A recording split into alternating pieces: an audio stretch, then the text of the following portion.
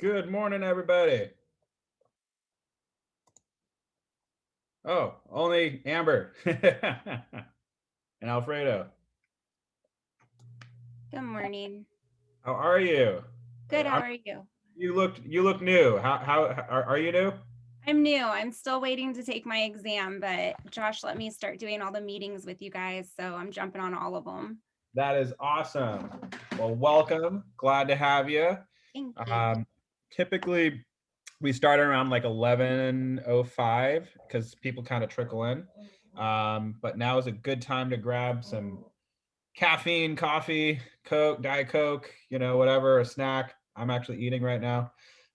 So feel free to do that and we'll get started soon. Awesome. Sounds good. Cheers. All right. I'm going to do that.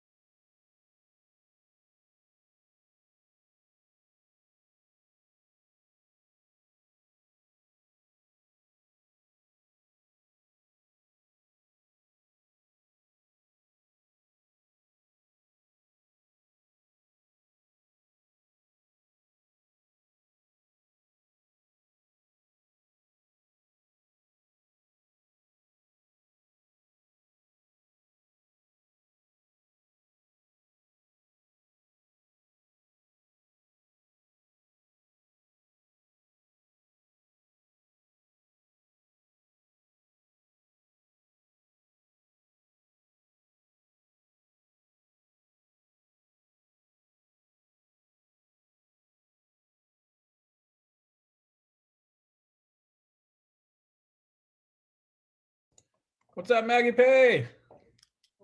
I think you're on mute.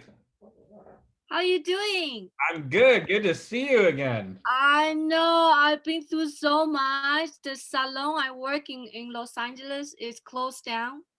Mm, So I was changing job and I moved back to New York for like 3 weeks, but I'm back now. nice. How was New York? It was dead. It was a little bit more open in here, but it doesn't make the difference. So I would just stay home with my sister all the time. I hear you. Well, you know what? The restaurants are open now, and over the weekend I went to Mirame, Porta Villa, had a whole bunch of drinks, got way too Oh drunk. my god, nice. But I'm it's kind of horrible now because the license exam center is like a big mess up. They had to reschedule everyone from December and January. It's so hard to get in. excuse my French, but it's a cluster right now. So It's crazy. it's not good. Yeah, no, I'm going out to Spago tonight. So Wow, what a life you have. you know what? It's actually a business meeting. I'm meeting with a couple of fun business meeting. I'm meeting with a couple of guys who want to buy some commercial units, Nice. and they invited me out. So Oh my can't, god, can't say congrats. no to that. So I'm like, I got a absolutely, puppy too. a puppy. I rescue one. You want to see it? Absolutely, I do. Come on, Minnie. This is what happened to me. Oh, that's so cute. Is it like part pug? Huh? Is it Yeah, part pug? she's a pug and Chihuahua mix. Oh my god, it's so cute. So cute, right? Oh my gosh, my dog Archer, who is not here right now, he's in the other room because he gets annoying whenever I'm trying to teach. This is my first dog. I do not know. It's crazy. It's a lot of work. She's like started chewing on everything. Okay, my dog, I spent, and I'm not trying to scare you, but I spent almost $10,000 in the first year, mainly because I'm a nervous dad. And he had to go to the vet so many times, it was ridiculous. He chewed a hole through my wall into Are my you neighbor, serious? yeah, into my neighbor's apartment. and I get a call from my neighbor, and he's like, "Hey, Jared, we haven't met, but this seemed like a really good time. Your dog is in my apartment." And I'm like, "What are you doing with my dog?" And he's like, "No, no, no, no, you don't understand. He chewed a hole through the wall. He was Wow. running around my Well, living room." And so I took him to the vet because I'm like, I don't know how much crap he like swallowed or whatever. Then another time he chewed a wire that was plugged in, and I was watching TV, and I thought it uh, was fine. And all of a sudden I hear like sparks going off, and he chewed through a wire and like oh got. my God. Ugh. Then This is so funny. Is when I used to live in New York and I see people walking the dog, they pick out the poop. I was like, I would never do that in my life, you know. And now my dog poo, I'm like, good job, good job. 100%. Totally changed me. 100. I love it. And you know what? They're like kids, you know. They're It's so a cute. really cute story, actually. When I first got this dog, he was freaking out. And I never had, like, I've had puppies, you know, when I was little, but like my parents helped me, you know, raise that puppy. So this is my first dog, like on my own. Uh-huh. Me And too. yeah, he's like, I think he's turning 6 now. Anyway, so he gets in the car and he's freaking out, barking like crazy. And we're on like driving down this like really busy freeway, but like he wasn't like relaxing. And so I pulled over the side of the road. I pick him up and I put my seat back and I put him like right on my chest. And he like kind of put his head down and started listening to my heartbeat. And like he just kind of like quieted down. And I was like, I got you got Oh, me, we that's got so each other. cute. And so every morning he still wakes up and he was like puts his head on my chest. It's so cute. Oh, that's It's, so cute. Have it's you haven't obnoxiously tried the cute. cappuccino in Starbucks? Cappuccino, I haven't. You Oh know my what? God, my dogs love it. He's a backpacking dog. Like when I got him, I was doing this is before I was in real estate. We were doing a startup company in Mhm. construction. And so I was living in Rancho Cucamonga, which is in the Inland Empire. Anyway, there's a lot of hiking trails over there in Mount Baldy. So he spent his entire puppyhood basically hiking up, you know, 10,095-foot mountain with me. Yeah. And like, he's not. Lucky dog. Yes, but he's not a city dog, unfortunately, because of that. So like he sees if I took him down like Cannon Drive or Rodeo, he'd be going ape shit. Like he would be He's barking at scared. other dogs. Ah, He's not scared. He's just, you know, yeah. vibrant. I don't know.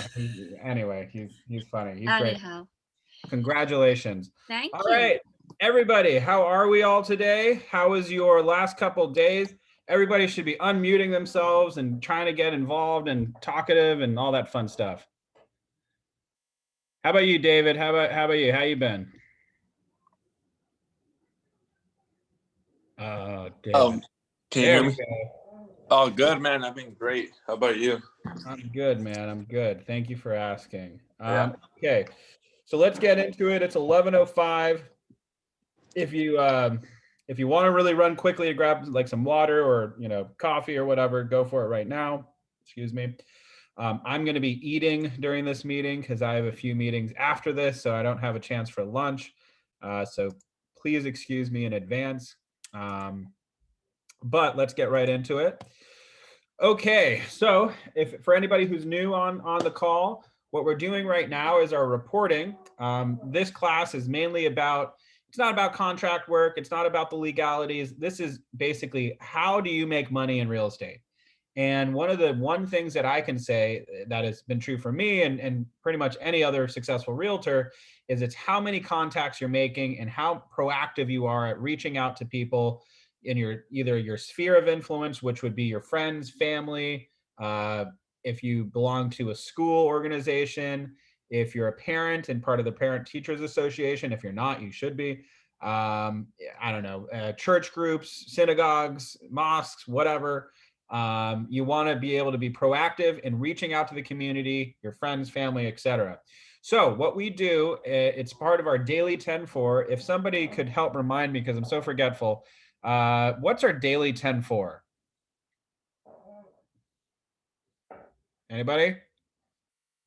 It's 10 contacts a day, 10 contacts into your CRM, 10 notes or emails or handwritten notes or anything, and 10 property viewings or showings or Boom. Yeah. Nailed it this time, David. That's right. awesome. You would get there. So yeah, so part of that, what we're going to be doing is we're just mainly going to be focused on how many contacts do we make per day, per week, and what the actual numbers are is what we report. So let's start it off with David Maharo. How are you, bud? I know you already asked you. Great again. Still great. Awesome. Well, that's how we want to keep it. So David, how many proactive contacts did you make? I did 4 total, but they were like pretty good ones because I have I reached out to 4 numbers that were just random numbers in my messages all the way at the bottom from like April or May, and I ended up helping them out in my previous job. So I did a little catching up, and then I have one guy who's gonna be buying in Huntington within the next 3 months. I guess he's just waiting to save down payment, but you know, I try to run the whole spiel that he doesn't need to be saving. He needs to be looking and buying right now, because there's a lot of assistant programs out there that he can probably qualify for. And then I have 2 ladies that I helped out. They're older ladies that one of them is their son, and the other one, she has a friend who they're looking to buy. And I was just kind of like, well, you know, let them know that I'm a real estate agent. I remember how I helped you out. I can help them out the same way. And then they said they were going to refer me. She didn't feel comfortable giving me their number. Nice. Yeah. Good job, David. And for anybody who's new, David said he would be reaching out to 15 people per day, not to put you on the spot. And that's a total of 75 people per week. But I will say this, if you're getting really good returns on your proactive reaching out, so for example, for this last couple of days, he's obviously, you know, getting appointments and doing that. So that's really the name of the game. But when we're first starting, we want to kind of focus on numbers, because with quantity, we will find the quality. So good job, actually, David. I would say 5. Let's add one more, because I have my girlfriend's sister looking for she's starting her own business. She needs a lease, but I don't know if that counts or not. But it's an office space.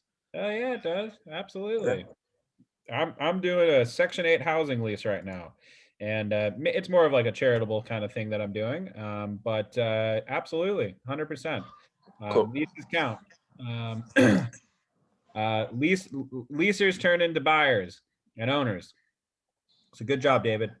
All righty, Maggie Pay. I know that you've been gone for a little while, but have you been proactively reaching out to people? Well, I'm a little screwed out last month, but my product I'm pretty low, but I'm back in the game now. I would say I reach out around 15 people, and probably only like 6 had a full conversation with me, which is my friend and family. 15 and 6. Hey, we're being consistent, because last time it was 17 and 6, so I like it. Okay. Good job, Maggie. Absolutely. you. Keep it up. Okay, so this one is, I think we are on 8, or are we on 9? Hold on. Nope, we're on 9. Good one to join us again, Maggie. Okay, going down the list even further. Angela Cross.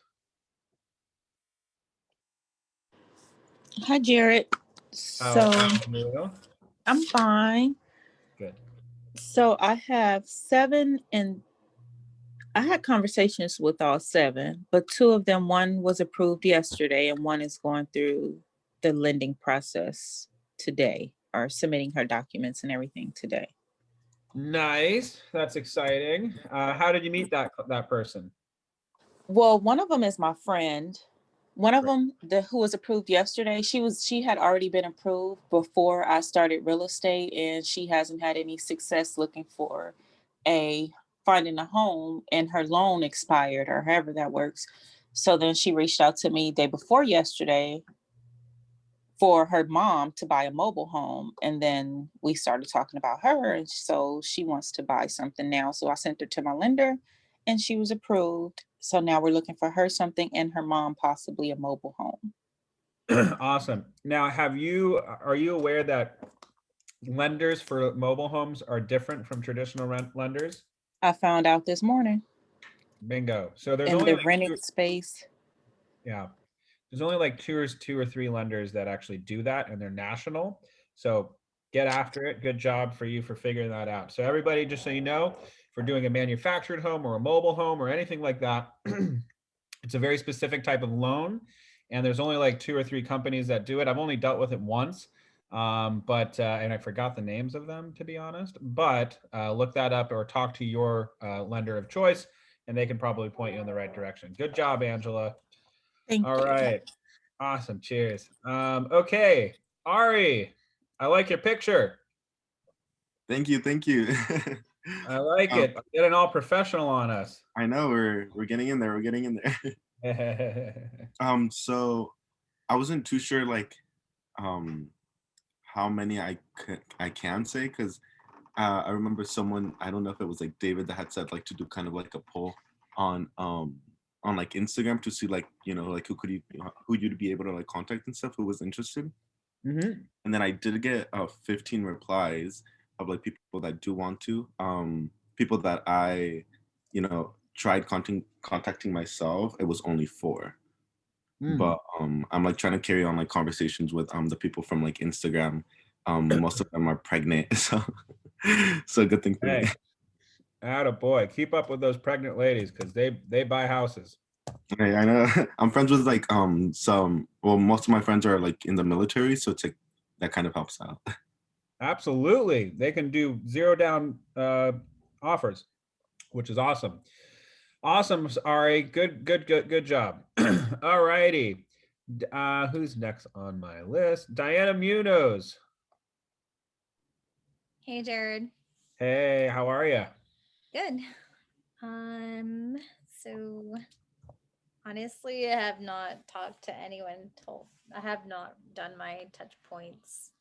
Do you want to get together and do via either Zoom or Skype or whatever, and get after some cold calling with me?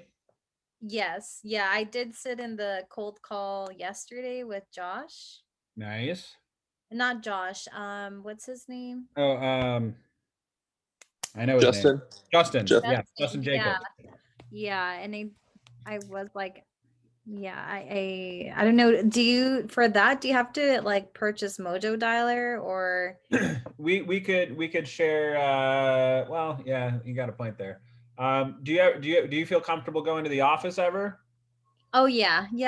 I was actually thinking of doing that either tomorrow or Friday, because I feel like I need to be in work mode when I'm in an office setting, like I'm there to work. Okay. I like going to the office. I like sitting outside on the balcony, just because I'm still scared of coronavirus. And I help my mom out a lot, and she's of the age group that I got to be careful. So I like to sit out on the balcony, but you can still do cold calling on the balcony, and we have a gorgeous balcony, which is really cool. So let's do that sometime. Reach out to me and we can set that up, because I want to get those numbers up and get you feeling comfortable and make a game out of it. I want to participate in that too, if it's okay. Anybody who wants to join is more than welcome to. Absolutely. What time are you guys going to show up to the office? Well, tomorrow? Hold on. I need to check my schedule tomorrow, so it might not be tomorrow. Okay, cool. I was going to say. Everybody, like how you got like a whole group together now, Jared, ready to go and make cold calls with you. You're going to have to set up class outside. Awesome. Okay, let me ponder about that. I'll have some people do some reading today, and I'll kind of check my schedule for that. I do have a couple meetings tomorrow, but that doesn't mean we can't do it. So let's circle back to that. Oh gosh, or even if we plan it for like next week, you know, that way you don't have to feel stressed about your schedule. Listen, I need to do it anyway, so I'm happy to do it. So let's figure that out a little bit later in class. Let's get through this, and I'm going to have 2 people read the first 2 pages while I check my schedule for tomorrow, and we will schedule that up. Okay, where was Jared? Yes, who's talking? Hey, you left me out, or actually, my phone keeps kicking me off of Zoom. So no worries. I wanted to report my numbers. All righty, and I just finished with Diana Munoz. Okay, Crystal Allen. Yes, so I have 12 calls, 3 contacts. I have 1 new cash buyer for a mobile home, 1 pre-approval in the process. One second. Okay. Hold on, Sure. looking for your name. Hold on. Do you know where your name is? I do not. I haven't seen it on here. I didn't see it last time either. Well, that's weird.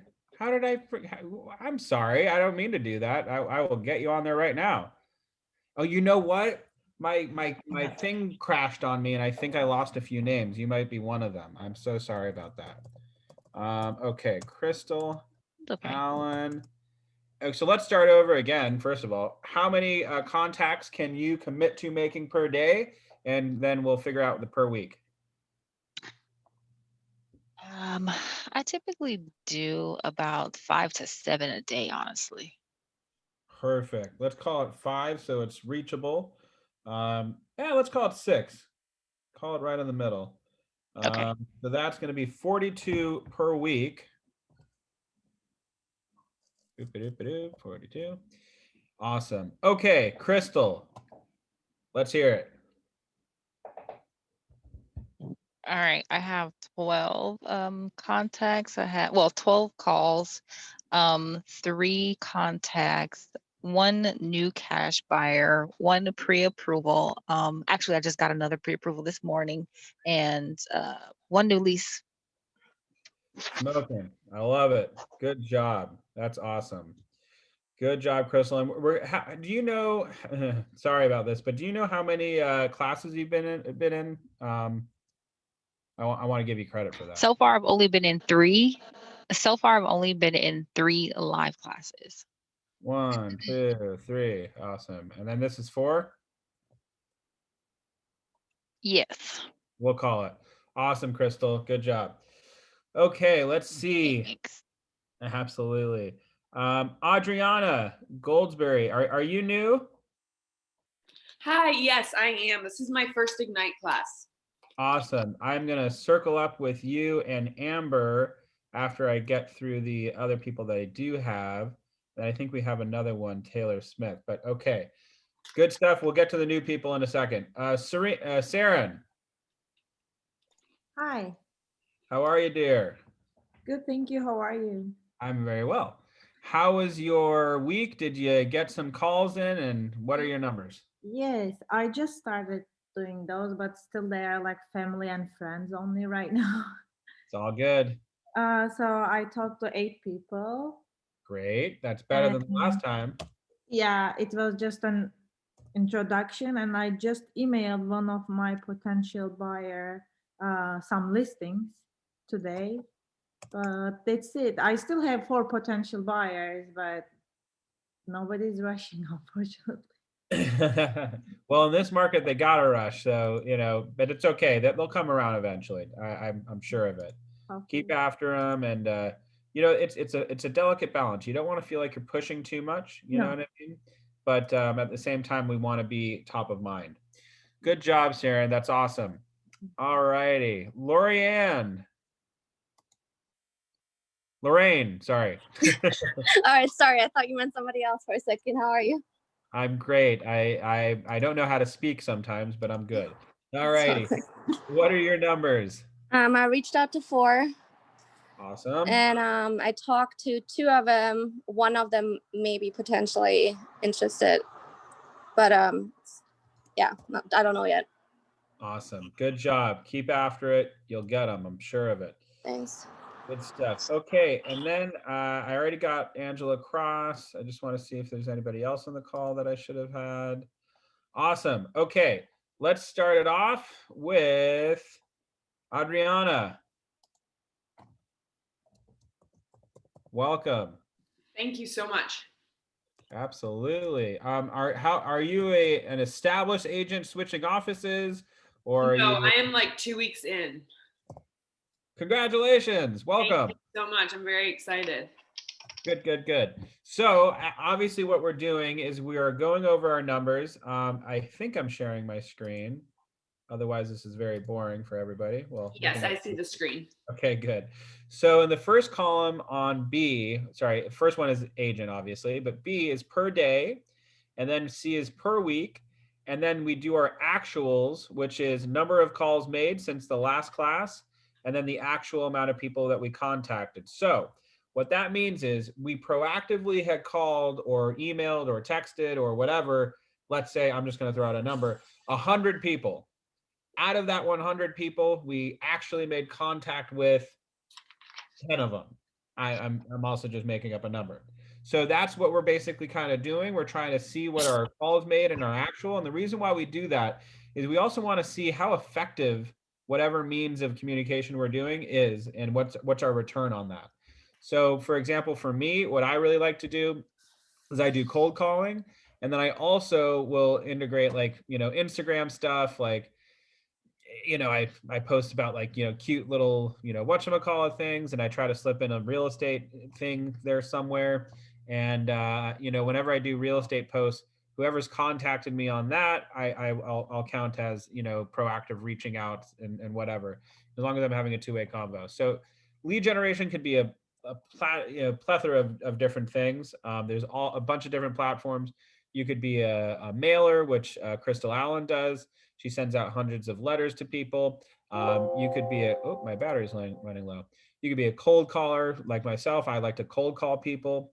You could be on Instagram or social media, reaching out to them, proactively, and stuff like that. So that said, how many calls can you commit to doing per day and then per week? Yesterday was pretty much my first day at that, and I was just going through all of my contacts on my phone and kind of just introducing myself, kind of just telling them like, here's my email address. I would love your contact information if I can have it for the database. I probably went through, at least 50 people yesterday, probably talked to about 10. Nice. 50-10. That is one kick-ass number. Thanks. Good job. Keep that up. You will be beating me in sales. Good job, Adriana. So how many per day do you think you could feel comfortable with? Probably about 5, honestly. Great. That's a great number. Awesome. Welcome to the brokerage and welcome to the call. Awesome. Thank you so much. No worries. Cheers.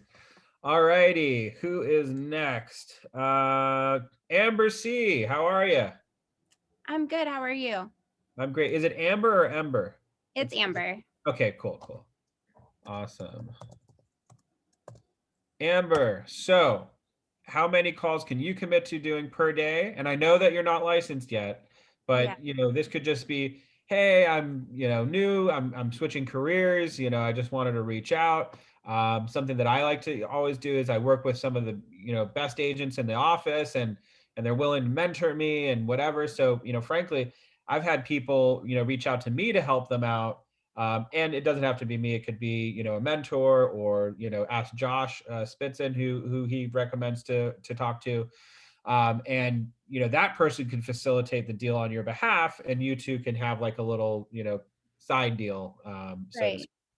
But anyway, how many proactive calls can you make per day?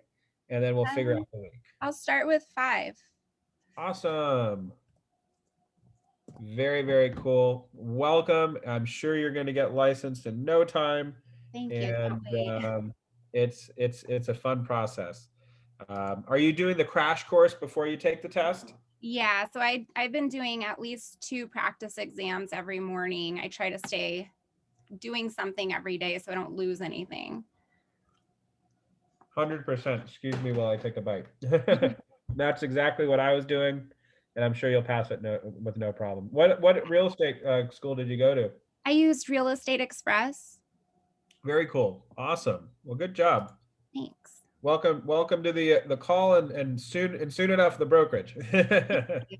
Awesome. Okay, Taylor Smith, are you new? Hi, yes, I am. Howdy. Are you a new agent, new to the brokerage? New agent and new to the brokerage. I already passed my exam and they mailed off for my license. Alfredo did. So I'm just waiting to get it in the mail.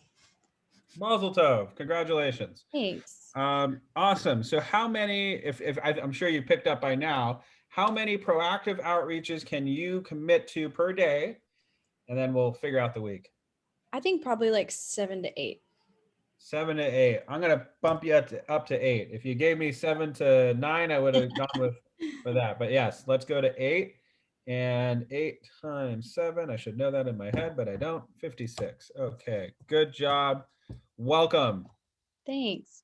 Did you, and by the by, did you make any proactive calls already?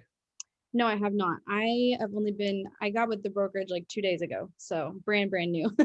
Awesome. Very, very cool. Well, you're in the right place. You know, I came here after working at Rodeo Realty in Beverly Hills, and I am just so thrilled to be here rather than that broker. I mean, it's not a bad brokerage or anything Yeah. like that, but I just love the culture in this office. It's really awesome. Okay, so with that said, I am a bad teacher and I don't have the material up yet, so I apologize. Is there anything that anybody wants to talk about over the, let's say, the last, couple of days that, they want to share with the class, like a good call that you had, a even better, an objection you got while making calls? Because I always love talking about our failures more than our successes. We learn the most from our failures. Anybody want to share anything while I'm getting the material up? I do. I did a follow-up call with one of my friends because she wanted to start looking in February. So I followed up with her because it was February 1st. And she hasn't gotten back to me. I called her and I texted her and it's been crickets.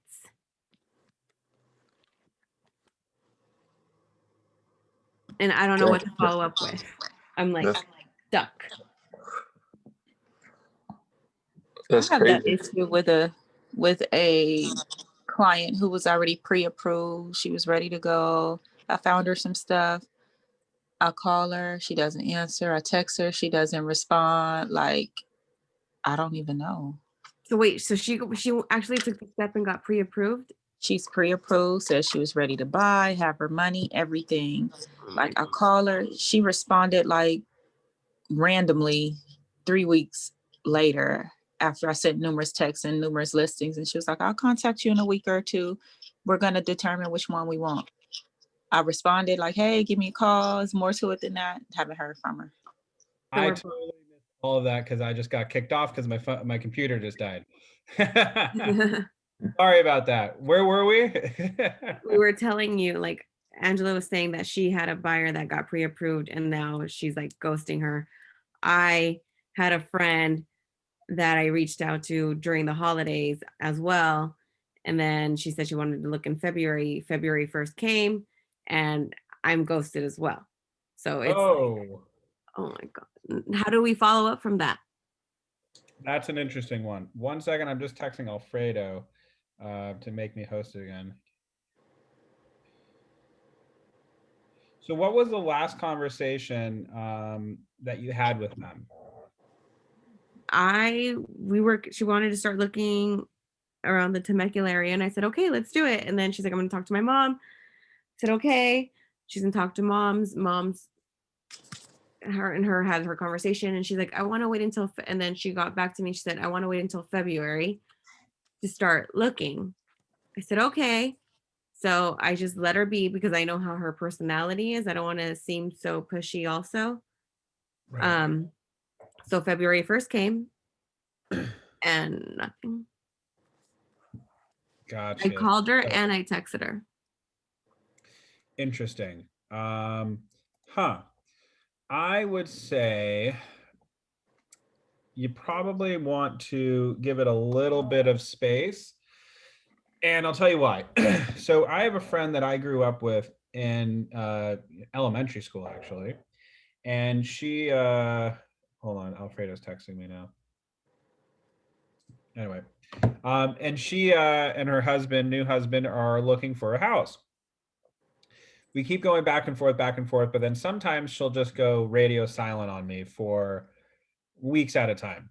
And I was totally taking it personally. I was like, "Oh my gosh, why is she not talking to me? Is she talking to another friend that's a realtor? Like, what's going on?" And sure enough, without giving her name or any information, there was a couple deaths in the family. There was they just had gotten married. I didn't know that they got married at that point. They did like a very small secret wedding and got it done. So my point that I'm trying to get at is we don't know what's going on in other people's lives. So sometimes, as frustrating as it might be, we want to, be proactive and still reaching out, occasionally. But if they're, getting distant for one reason or another, we kind of want to respect that. Now, that said, that doesn't mean we can't do like check-in, texts or calls or whatever. And I don't know if you remember this, but just kind of do like a, hey, just wondering how you've been. Haven't talked to you in a while. Maybe you want to go grab coffee sometime. If it's a friend or something like that, and make it, something not so related to real estate, because sometimes they get a little bit, especially if it's a first time buyer or something, they get a little bit nervous. All of a sudden, the reality of the decision that they're making kind of sets in, and they're like, "Oh my gosh, this is a lot of money. Like, do I really want to part with 30 to 100,000? Stuff like that." So, does that make sense? It does. It's helpful. Sure. I was just like, okay, because I feel like everybody that I've in my war market, I'm getting like the rejection's thick. Like nobody talks about how thick the rejection. Yeah, so for example, thank you, Alfredo, if he's on the call. Anyway, they just made me host again. So let's be candid. When I first started in real estate, I had this expectation that I was going to, and I'm not saying that this is necessarily anybody's expectation on this call. I'm just talking about myself personally. I had this expectation that I was going to post on my Facebook and my Instagram, boom, real estate agent Jared Medlinski. I'm going to show you how to buy or sell a house, and everybody's just going to call me. I'm going to be inundated with calls. And I felt that way because my job that I was doing before real estate, that's kind of how it worked. People had a need, they would give me a call, and I would, produce for them. I was in construction. I was a senior project manager and a senior estimator in one. I wore a couple different hats. So I was expecting my phone to be ringing off the hook. That wasn't the case. And I would reach out to family members, I would reach out to friends, and sure enough, they would go ahead and use another agent. It was very, very frustrating for me. So what I ended up doing though, and for literally a year, I didn't close any transactions with any of my sphere of influence. In fact, I think it was actually a year and a half, almost maybe 2 years. Now, I was not being very proactive. I was kind of just throwing up like Instagram posts and Facebook posts. I wasn't having two-way conversations. It was just one way, me posting on Instagram. And I wasn't following up with people if they had happened to have commented on an Instagram post of mine or something like that. So keep that in mind. Then I started doing, some cold calling, and I started doing some open houses. Unfortunately, we can't do open houses right now, but hopefully that'll change soon. But I started doing cold calling. I started reaching out to people that didn't know me, and I started closing deals. And what I'm trying to get at is sometimes when you first get your license, people don't know you as a business professional, and they might be a little bit, wary to, use you immediately. That's not for all the time, but for me, I noticed that. And if I'm going to be completely honest with you, when I was in high school, I was smoking pot after school every single day. I was partying. I was going to, house parties all the time, drinking way more than I should. So I wonder why my old high school friends didn't necessarily want to use me, even though I was in my 30s at that point. Well, unfortunately, I had realized that I was not very proactive with my friendships after college. I got busy with work, got busy with life. I had a girlfriend, we were, we almost got married and we didn't dodge that bullet. And my point that I'm getting at is we all change when we get older, but sometimes the last impression we leave on somebody may last. I'm not saying this is for everybody. Again, I'm just talking about myself. So for me, what ended up happening is I started focusing my business on people that I don't know, people who I'm just meeting face to face for the first time as a business professional, as Jared Medlinski, the 30, something year old realtor, and they don't know any of my backstory, any of my history, any of my whatever. Now, it's not so bad. Like I'm not ashamed of my past. I'm happy to share it with everybody. I feel like I'm very accomplished for my age. So the point that I'm trying to get at is when we're dealing with friends and family, sometimes they need to see us being proactive and being an agent, right? For them to instill that amount of trust in us. And I know that's not the thing that you want to hear immediately, but I've noticed that the more you are proactive, the more you are showing that you're doing the work, the more you're going to garner that trust from those people. So even if right now they're kind of like, yeah, I'll get back to you on that. Keep on doing the work. Keep on keeping on. And I think you'll see that eventually their tune will absolutely change. So, for example, I am about to enter escrow, hopefully, with this property with an old college friend of mine. She actually said to me just the other day how impressed she is with everything that I do in real estate, how she loves looking at my Instagram and all the stories that I post. And, she follows it religiously, and how, it's amazing to see who we've become now that we're all adults. So my point is that at first, when we first get licensed, it might take a little bit longer than, 1 month to, get all of our friends and family to start working with us. It might take a little bit longer. I've had two people tell me, like, no, I don't want to buy with you because you sell Beverly Hills houses. And I was like, That's weird. and I was like, Hold up. This is what I would say to that. So wait a second. Because I sell houses in Beverly Hills, yeah, you feel you don't deserve the best?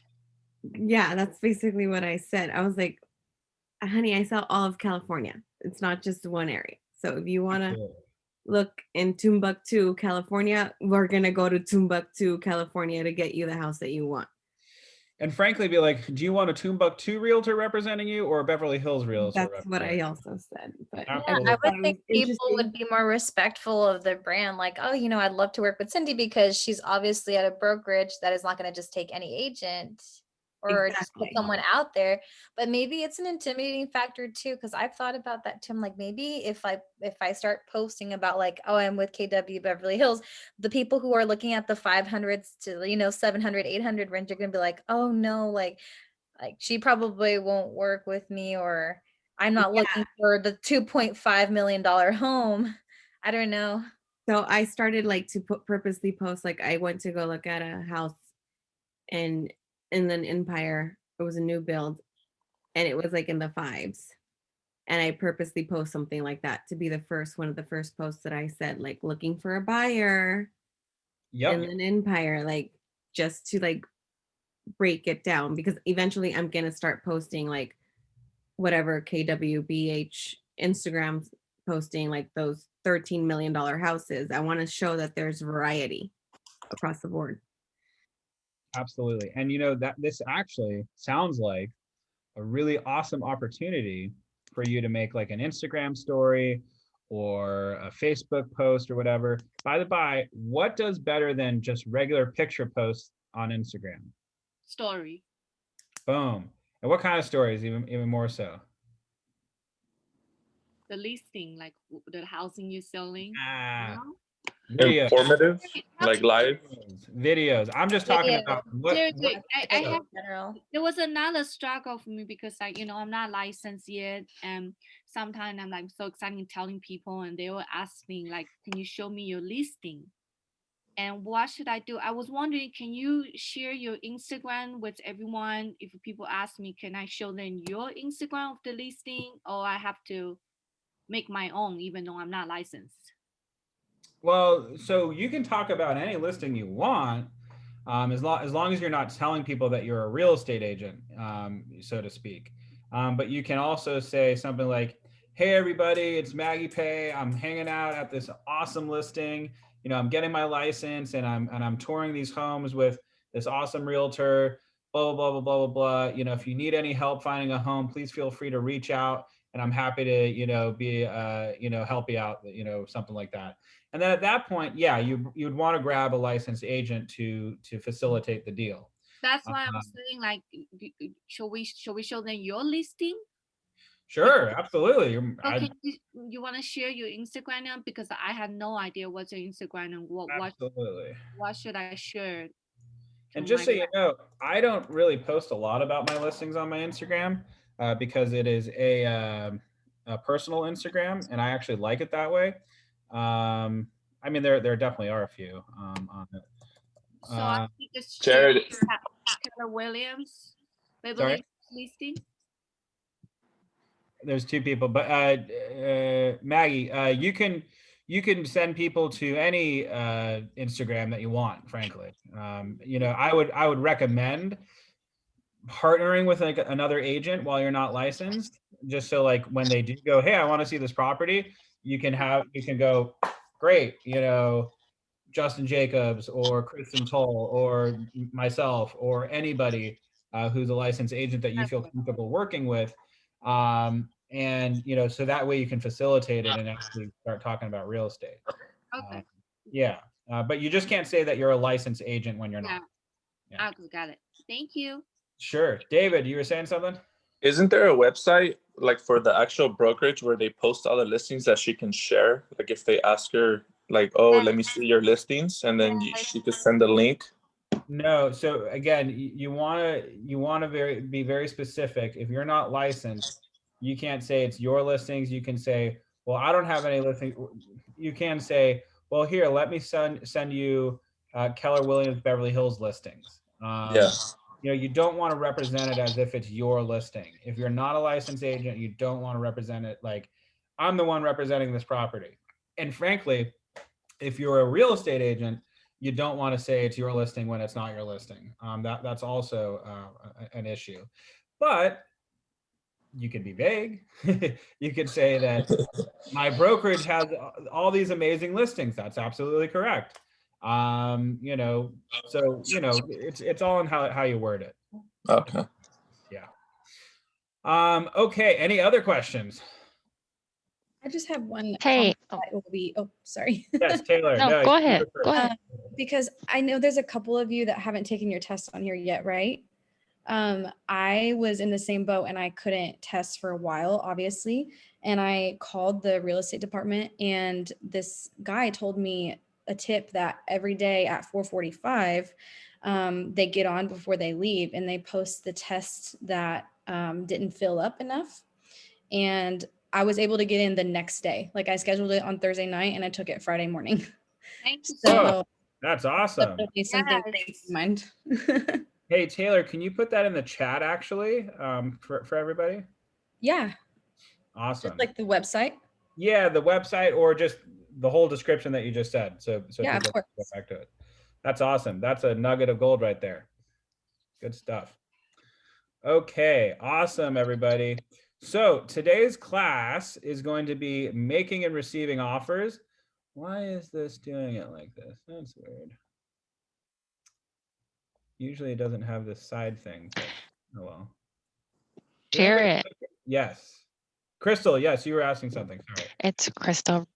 So really quickly, since you're about to start on make and receive offers, my current buyer, she's a cash buyer, but so I don't want to talk them out of the transaction, but the amount that she's willing to pay for the transaction, I feel is absolutely ridiculous. What do It's you mean? Why is it ridiculous? It's a manufactured home and they want like 80,000 for it, but there's so much work that needs to be done on the inside and it doesn't even look like it's worth 80,000 at all. So I'm not trying to discourage her from buying it, but when it comes to making offers on manufactured homes, like what's the best way to go about that to kind of get her to see like you got to come down because she's going to have to do work before she moves in, period, in the kitchen for sure. So where is it located, by the way? It's in San Rafael, so it's in Harbor City and off of Lomita Boulevard. So the park is called San Rafael. Do you know what it's listed for?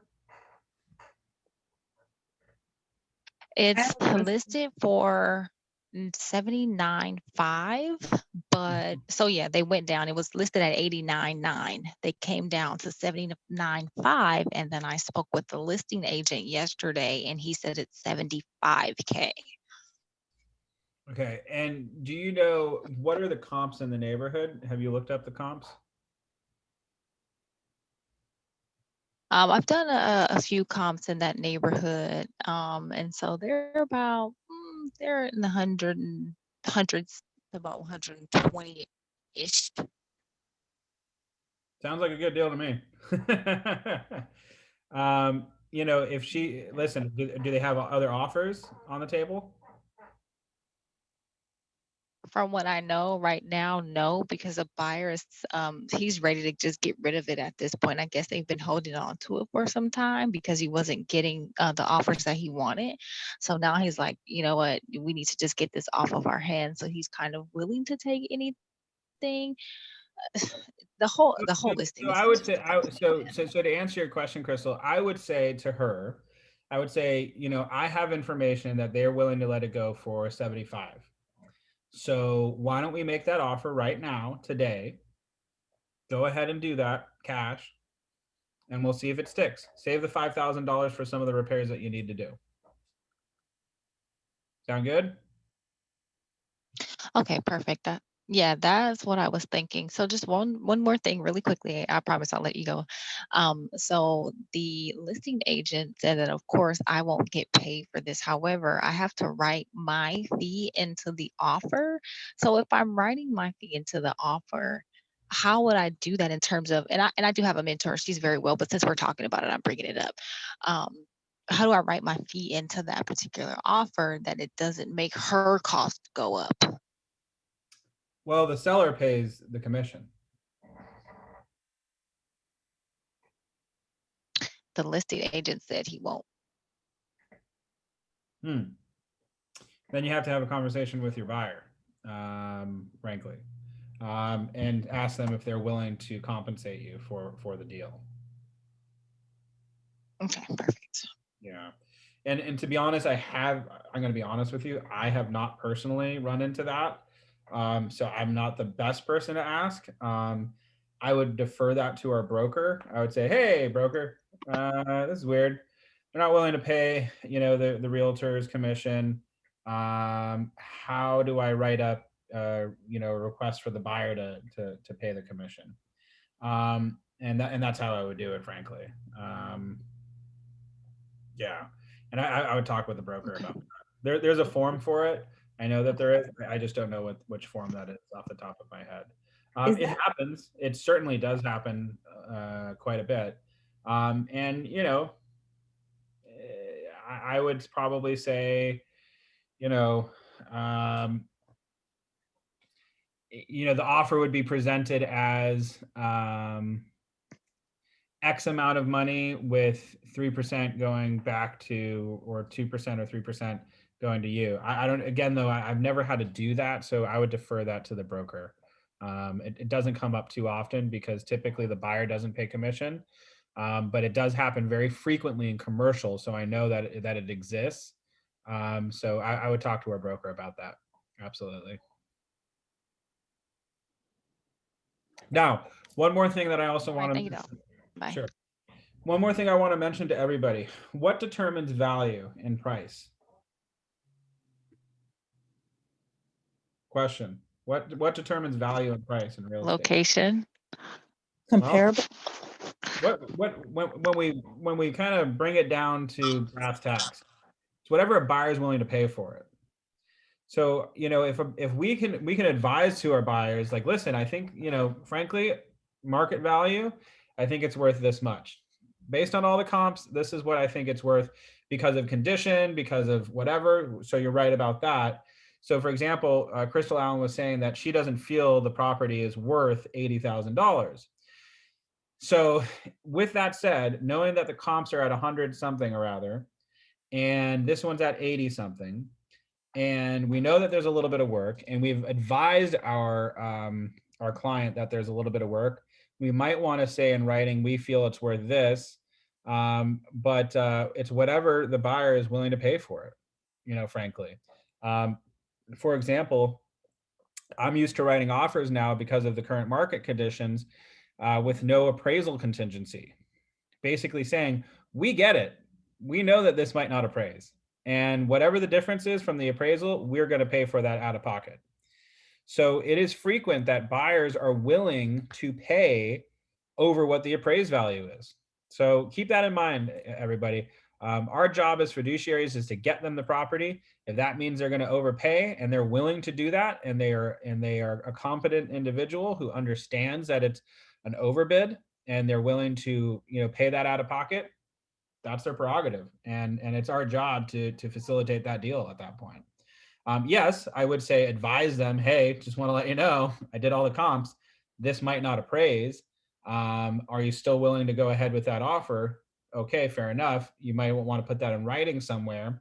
But yeah, that's our job, So yes, I think it's good, Crystal, that you're advising them that it might not be, worth $80,000 because of the repairs. But if they're still willing to go ahead with it, absolutely go forward. Sound good? Sounds good to me. All righty. Now, if you really have an ethical issue with that, then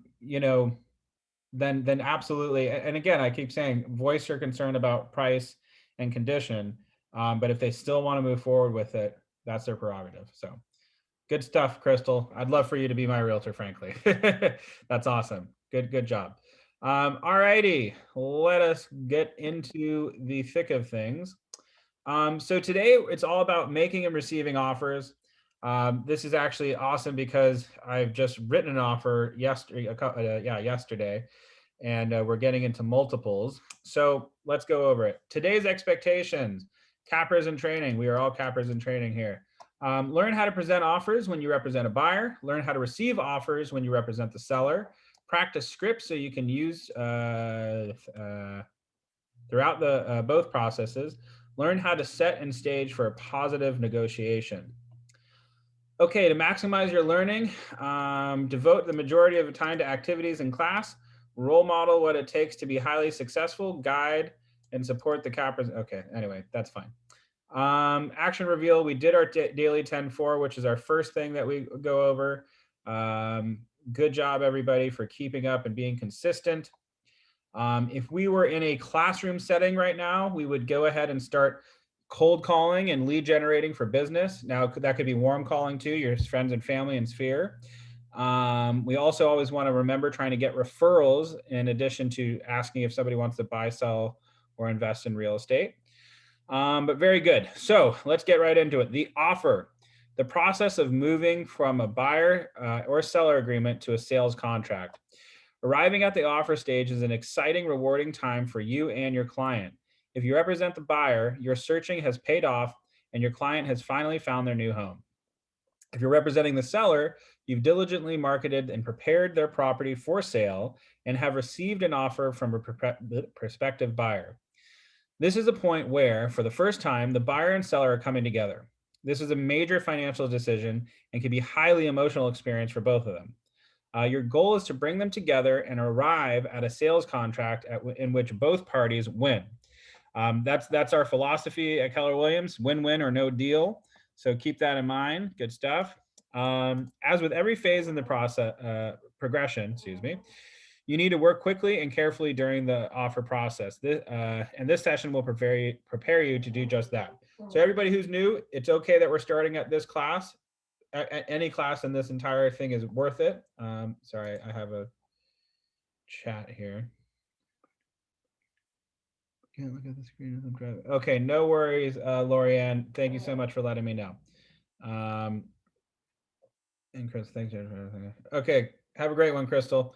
All right, everybody. So when we first started in Ignite number 1, we start with leads. We end up with appointments. We end up with agreements, which are right here where we are now, contracts. Then hopefully we get a big payday. This funnel represents the foundation of what this business is, which is lead generation. So for everybody who's new on the call, the main thing that we want to focus on in every single class, and I promise you, everybody who's on this call who has been through most of the Ignite classes, I talk about lead generation as #1 priority for all of us. The more leads we get, the more appointments we get, the more appointments we get, the more agreements we get, and the more agreements we get, the more contracts we close on. So always remember that, always be closing, always go after that, client. And, even if you're an escrow, you should be setting aside a time through your day to go ahead and lead generate. All righty. David Maharo, I know you're always chiming in and an awesome Ignite student. Could you read this page while I check my schedule real quick? Yeah.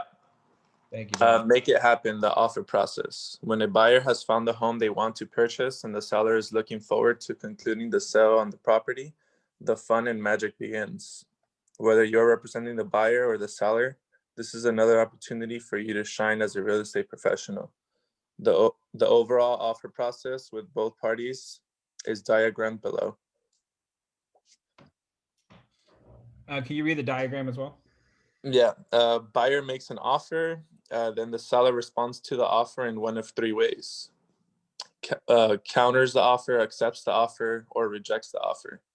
If the seller rejects the offer, buyer agent contacts listing agent to learn more. Don't assume no means no. Accepts the offer, the seller then begins the contract to close the process. Counters the offer, the seller then negotiates, and then it goes in a loop right around. Awesome. Okay, thank you, David. Discussion. What emotions do buyers and sellers have at this stage? Everybody, feel free to chime in and chit chat amongst each other. What emotions can you expect right now? Cold feet, scared. Anxiety. Keep it coming. Or like the seller could get offended, so anger maybe, but from the buyer's offer. Yeah, absolutely. That has happened to me quite a few times actually, and we still got the house, so that was good. Yeah, I mean, all of these things can happen. Right now I'm supposed to be getting on a call eventually, and luckily enough, they changed the appointment till tomorrow. But I'm representing my old college friend, and her dad is going to be helping her with the down payment. Well, little did I know he is very French and very proud, and gets very offended easily. I'm kidding. I don't know if that's true about French people in general, but but she told me that actually. So go figure. And he kind of got in this kind of headspace where realtors are just trying to screw him over and get, squeeze every penny out of him. Well, we're in multiple offers right now. So we've submitted an offer. There's one person who's bid higher than us.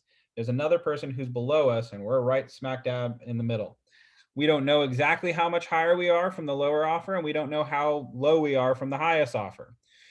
So with that said, I have to use my realtor spidey senses to kind of figure out through the comps and through what has closed recently in the area, what this house is likely worth. And if I'm a realtor, and anybody who's been in this class before, what is a pricing strategy that you would do to create a bidding war? 10% below market value. So 10% below market value. Interesting that you say that. So if we have a house that is for $995,000, basically $1 million, right on the nose, what do you think the actual value of this house is, or the number that they're looking for? 1.05 or 1.1. 1.1. That's what we're looking for. Interesting that you say 1.05, because that's the first offer that we came in at. So I explained to her that I think that the middle of the road offer is going to be 1.5. If we go in at 1.5, we should expect that somebody will be slightly ahead of us. And sure enough, there is. And everything that I was expecting has come true. But still, the dad, who's in Sweden right now, feels that it is that they should have just priced the house for what they wanted to sell it for, and that they don't like this back and forth kind of pricing and trying to squeeze every penny out of the person. So what kind of emotion do you think he's feeling right now? He's angry, he's frustrated, he's nervous. Stressed out. Yeah. Hey John, you're not on mute.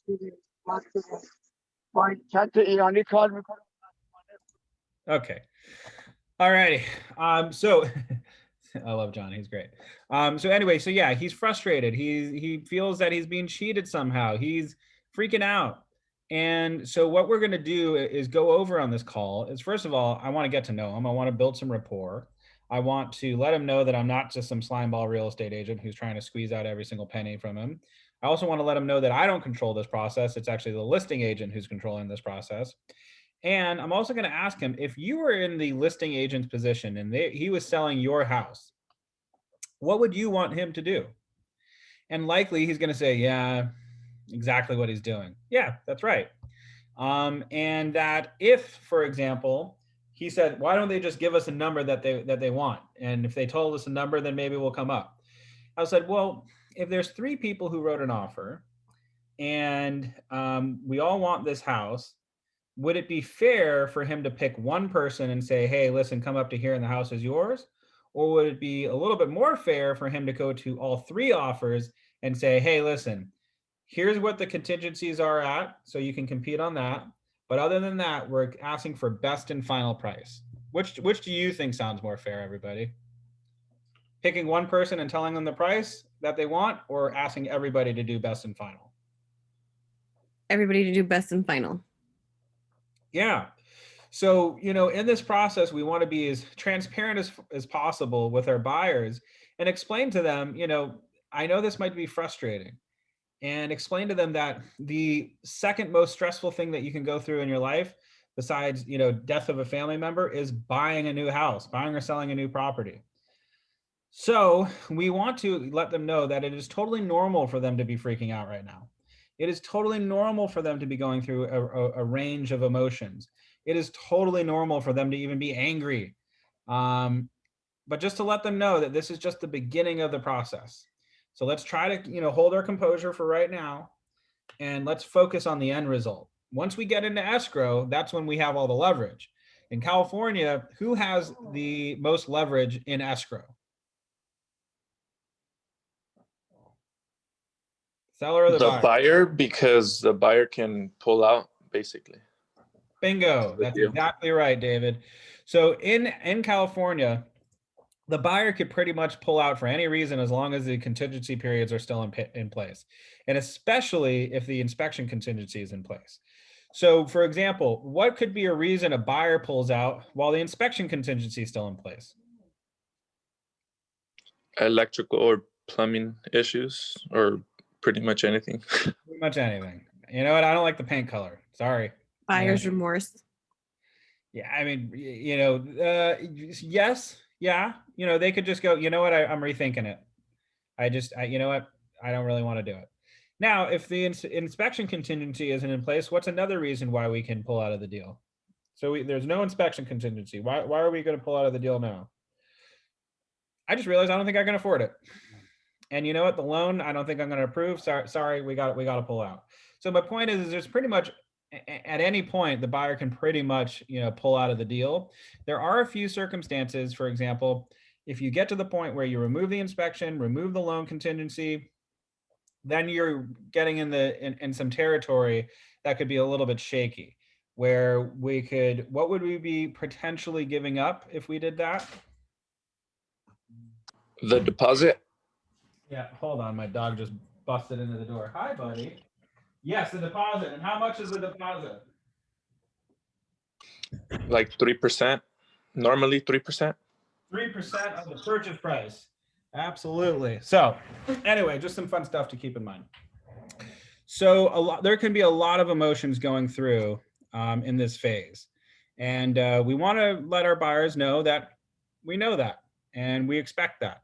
And it's okay. And that at this point, we want to keep our head in the game, eye on the prize, and try to play a little bit of a game with the seller, especially, and seem like we are the easiest person to work with. We don't want to start the argument in the beginning of the deal. We want to start the argument at the end of the deal. And that way we have, hey, listen, selling agent, we've been, consistently, doing well, performing through this transaction. We've come up, we've done this, we've done that. We're going to ask for a concession here. We're going to ask for money off after the inspection. We're going to, do whatever. when we want to get a little bit aggressive once we're in escrow, before ahead of time, yeah, we want to be aggressive with our offer, but we don't want to start any arguments or anything like that. So that's why it's good for a buyer to be represented by an agent. So anyway, moving forward, representing. Only because we're on topic. One of my buyers that I'm trying to get to sign the buyer contract, Uh-huh. when she spoke to May, she freaked out because she's like, "That's a 30-year commitment. Oh my God!" And I was like, "Well, that's standard. And right now, you're living in an apartment, and I would love to help you become a first-time homeowner."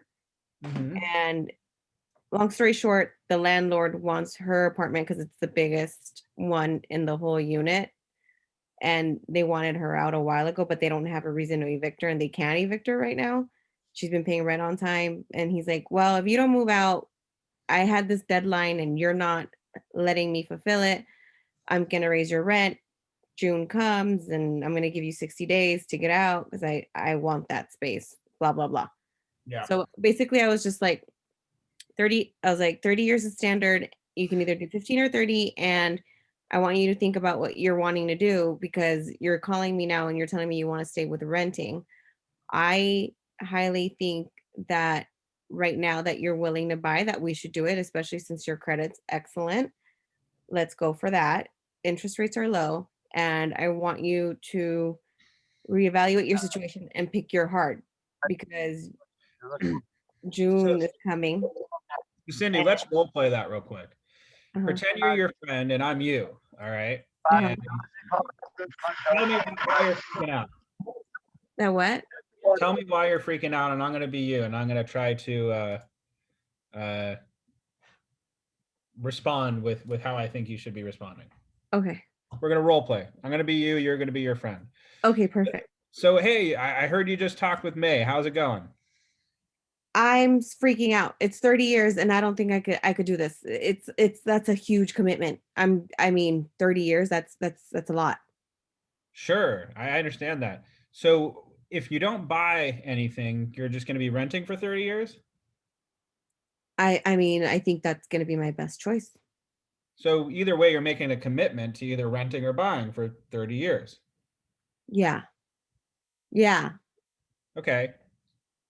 So either way, you're going to be spending X amount of money for 30 years. Mm-hmm. So what is it about buying that's freaking you out then?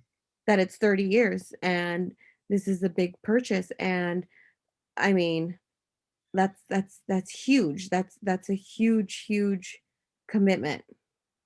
Okay. Is it because you're worried about living in the same place for 30 years straight? No, I'm just worried about the numbers.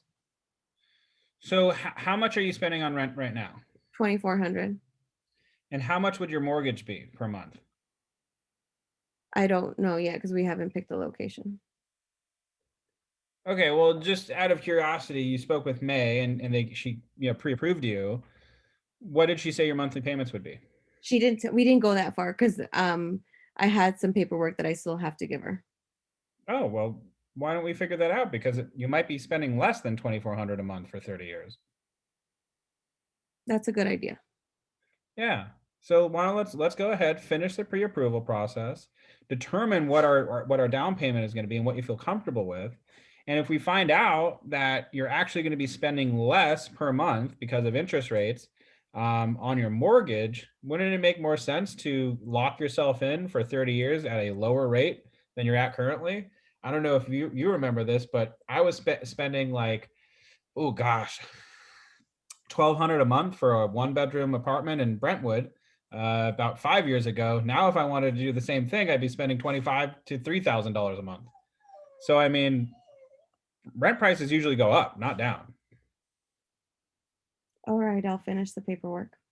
Awesome. Listen, I'm just trying to help you out, and that's the only reason why I want to do this, because I understand that this is a very, very scary moment.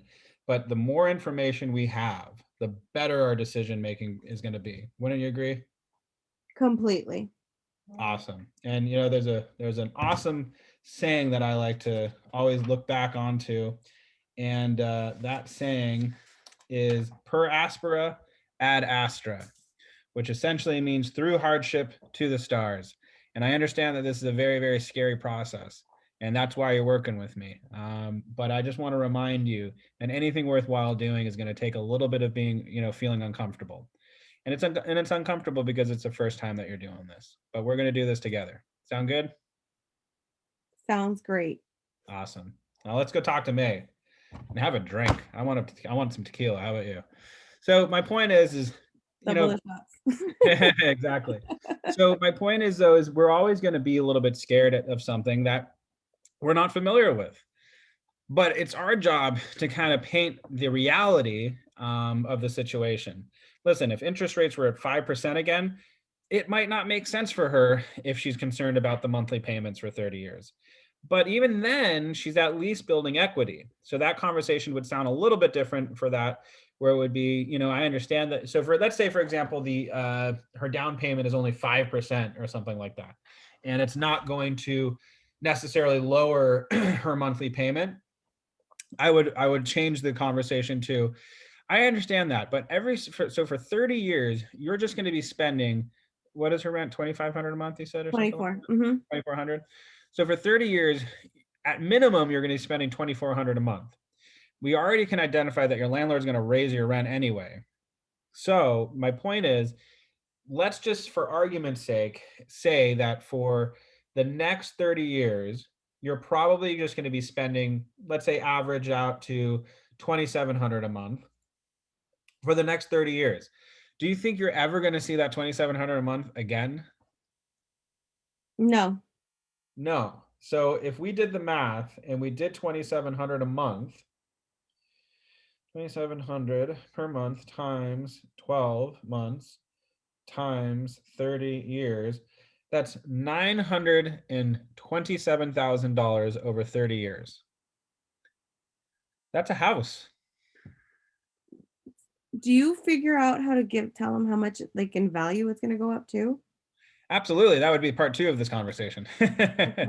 And also what I'd like to remind them is, for example, if I get somebody to go, okay, you're right, let's go for it. I'm not going to keep talking about why it's so good. I'm just going to go, great, let's go. Why? Because I want to hold on to those little tidbits in my back pocket for when they come up again. Got it. So for example, why, let's see.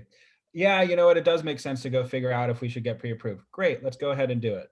Then all of a sudden they go, well, wait a second. Now I'm freaking out because I'm going to be in the same place for 30 years. I don't know if I want to live in this, condo for 30 years. Maybe I want to buy a house one day. Great. I agree. So after 15 years, you have some equity in your home, or maybe 10 years, you have some equity in your home. You can go ahead and rent your place out to somebody for more than your mortgage, frankly. So you're profitable. And now we can encumber the property that we once had and use that as a down payment, or leverage our property as a down payment for a new home. So you can move.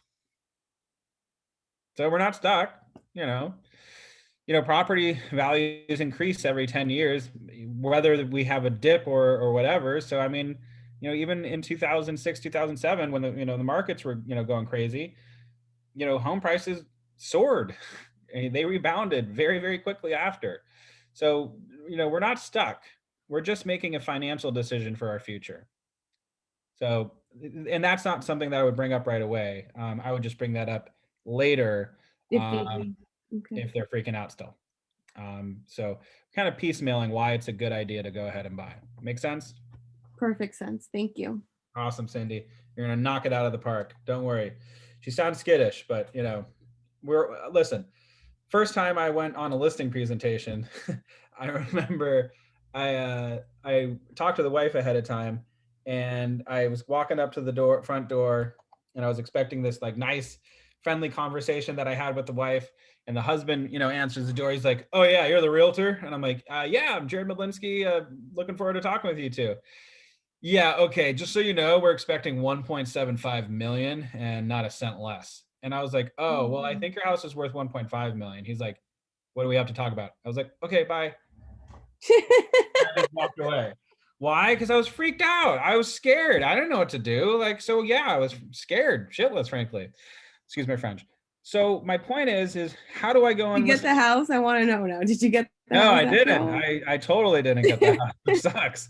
Anyway, but my You point sound is, like me when I leave voicemails. When I leave people voicemails, you want to talk real estate? Call me back. Bye. yeah, totally. The point is though, is how many times did it take for me to not make that mistake again? One time. That was the last time I made that mistake. Because the next time I went into a listing presentation and somebody said that they felt that their house was worth more, I reminded myself, you know what to do in this situation. Practice ahead of time. Game play this out. If this person says this, how am I going to respond to that? And instead of just going into it winging it, I literally sat down and I role played with myself. I think it's better to do this with another agent. But I just sat down and I said, okay, what am I going to say when they say that they think that their house is worth an astronomical amount of money? I'm going to go back to the comps.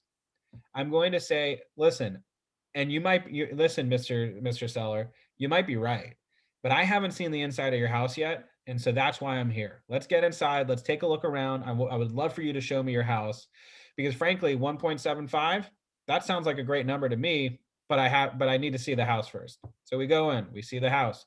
He shows me around. We're building some rapport. I see that he has a fishing trophy on his wall. I don't go fishing very often, but I have. So I tell him I love fishing too. How long has he been fishing for? We talked fish for a while. I'm making this up. I don't know. I see that they have some artwork on their wall. I love art. I really do. I have a Salvador Dali that I'm looking at right now. The point is I'll talk art with the person. We'll sit down. We'll go over some of the comps.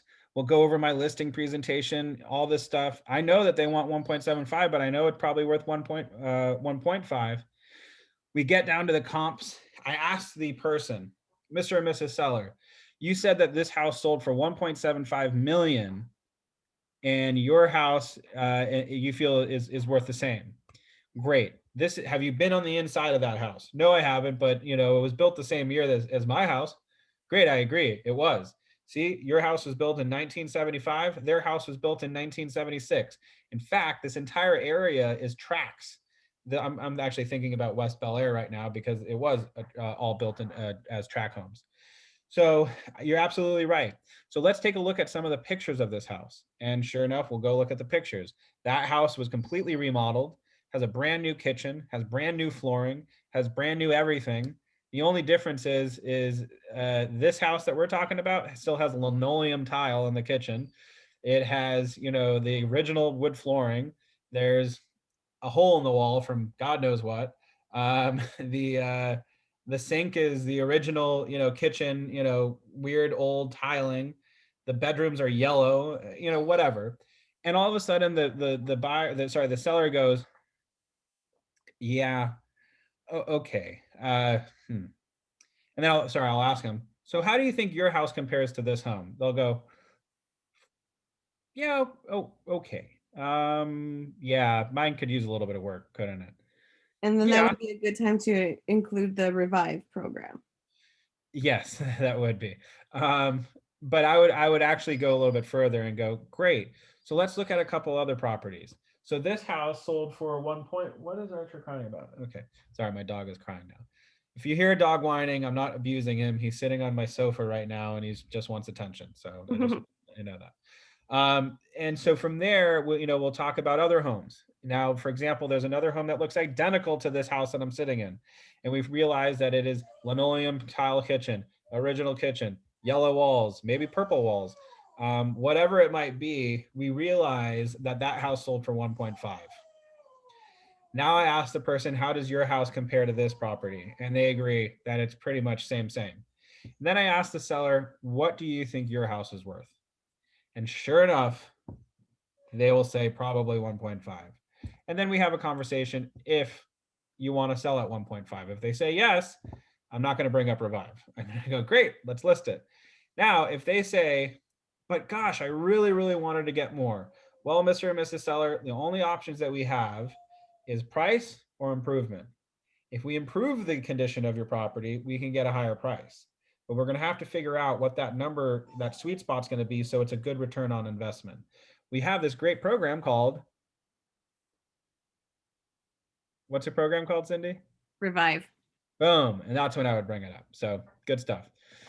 All righty. Now we're getting off track here, but I do love talking about that kind of stuff. It gets me fired up. Hey, Jared, Yes. I have a quick question just because we're kind of talking about it. If you get a house that's obviously it's 1970, I think 74, and you completely gut it, you do everything brand new in it, and you sell it, do you sell it as new construction or do you still have to sell it as? No, unless you are taking down all the walls and knocking it down, it's not considered new construction. It's a remodel. So you'll see that it says, you can say completely gutted or completely remodeled, like brand new. You can say stuff like that, but you can't say it's a new construction. As new construction would say it was built in 2021. Make sense? Yeah, because I'm working on something like that right now, and we did completely gutted it. We took the walls out, you know, but we kept obviously the like the well, how do you say it? Sorry, German. The structure from the original structure, but we everything is new. So I Gotcha. was just trying to think. So unfortunately, it's not a new construction because you still have the original framework of the house. Exactly, framework there was. Yeah. Okay. So, All for right. Thanks. example, no worries. So I was in construction before I got into real estate. And in fact, what a lot of contractors will do is they try to avoid doing a new construction, quote unquote, because there's extra permitting processing that you have to go through. So what they'll do is they'll actually keep like one wall in the house and everything else around it is brand new, but they don't call it new construction because they can avoid on construction costs without going through the new construction permitting process. So to answer your question, you could, as long as there's one wall remaining, it's just a remodel. Yeah. Okay. Yeah, Which, that's by kind the of what we by, did. doesn't mean it's not new. I mean, you can tell everybody who's walking in there, Yeah. listen, we took out everything, you know, including the kitchen sink. The only thing that's remaining is the foundation and the framework. Exactly. Everything else is Okay. brand new. So All right. good Thank stuff. you. Awesome. Okay. So in representing the buyer, getting back into it, once your buyer finds a property, we're going to write an offer, present the offer to the listing agent. Agent. Wow. Prepare the. That was a weird slip. Prepare to write the offer. Before you write an offer, be sure you are fully prepared so you can work quickly and efficiently when you actually begin writing it. Use the checklist on the following page. Which of the steps can be completed well before the offer itself? All of them. So, checklist in preparing an offer. Obtain the buyer's pre-approval letter. We want to have that ahead of time. In fact, some places, I'm going to kick my dog out of the room right now because he's distracting me. Archer. Jared, Yes? I have a question. I've never asked this question. So, like how I was seeing how you were saying when you were inside the home and the guy said it was worth 1.7 million, whatever. Do we right then and there give them, like, how do we give them that that estimate? Do we do it like right then and there, like once we're inside? Oh, okay, well, you have this, yeah, it is worth this, or it is worth that, or do we tell them, hey, we'll call you back later on tonight after our review? So, Angela, that's a good question. Is there something that us realtors use to evaluate homes? Maybe like some type of comparative thing that we do? But you do it right there while you're inside the home. No, I mean, but is there something that we could do? We know if we know the address and we know the MLS data, Mm-hmm. is there something that we could do ahead of time? For example, if I go on the MLS right now, can I type in 123 Main Street and see the sales data from years past? Yeah, so we'll do the comparable. So we'll already have that information once we get there. Yep, we do it ahead of time. So we do what's called a comparative market analysis, which we can do through our MLS. And once we get a comparative market analysis, we are able to find out within reasonable doubt what the offer, what the house is going to be worth. So for example, if we know that the house is not remodeled ahead of time, so for example, let's say I'm door knocking and the person answers the door while I'm door knocking, they show me around the house, or maybe I kind of peek over their shoulder. I can see that the house is not, completely remodeled. I know that it's probably original to whenever the house was built. So I say, well, listen, I love chatting with you. So let's set up a time to meet and discuss about selling. We can do a listing presentation of what I think, one, your house is worth, and then two, all the different types of marketing, that I do to provide service to my clients. Then we set up a listing appointment and go from there. Now, that way I know that for a fact that it is not brand new, remodel and all that kind of stuff. Now, have I ever gone on a listing appointment without seeing the inside of the house and just went off of the existing sales data? Yes, I have. So I have cold called people before, and I go, hey, blah, blah, blah, blah, like, and they say, yeah, my house is great, da, da, da, da, da. Obviously, we're going to qualify it. I'm going to ask them if they've done a remodel, if it's original since they moved in. Is there any updating that needs to be done? And if I get an idea that it's pretty much, not, it's been updated, but it's been 10 years since it was updated, I'll have a pretty good idea of what the house is going to look like on the inside. I might not know what color the walls are or exactly what material the flooring's made out of, but I have a decent idea that it was remodeled within the last 10 years. I can look at it on Google Earth, on Google Maps. I can see what the facade of the house looks like, what the architectural style is. Is it a Cape Cod? Is it modern? Is it, this or that? And from there, I'm going to go ahead and do a comparative market analysis for homes in the neighborhood that were built in the same year. And hopefully I'm going to find ones that were, completely gutted and remodeled. And then I'm also going to find ones that were not completely gutted and remodeled. And from all of those, I'm going to be able to walk into that listing presentation with a range. And that's the beautiful thing about a comparative market analysis. On the high end, if it's completely remodeled, it's going to be 1.75. On the low end, if it's not completely remodeled, it's going to be 1.5. And so let's say I walk in there and it's but right smack dab between the middle. It's been remodeled within the last 10 years. It wasn't, the original 1975 build or whatever. So obviously it's not at the high end. Obviously it's not at the low end. We're probably right here in the middle. So yeah, some of it I'll probably figure out on the spot. And it takes time to kind of get used to that. And you kind of get a feel for it.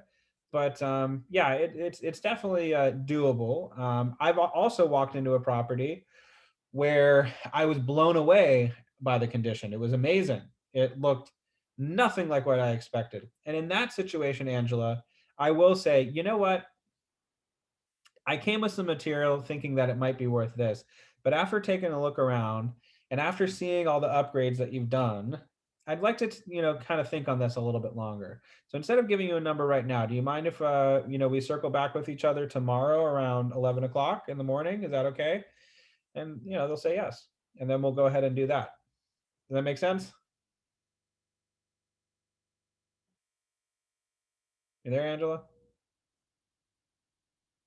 All right.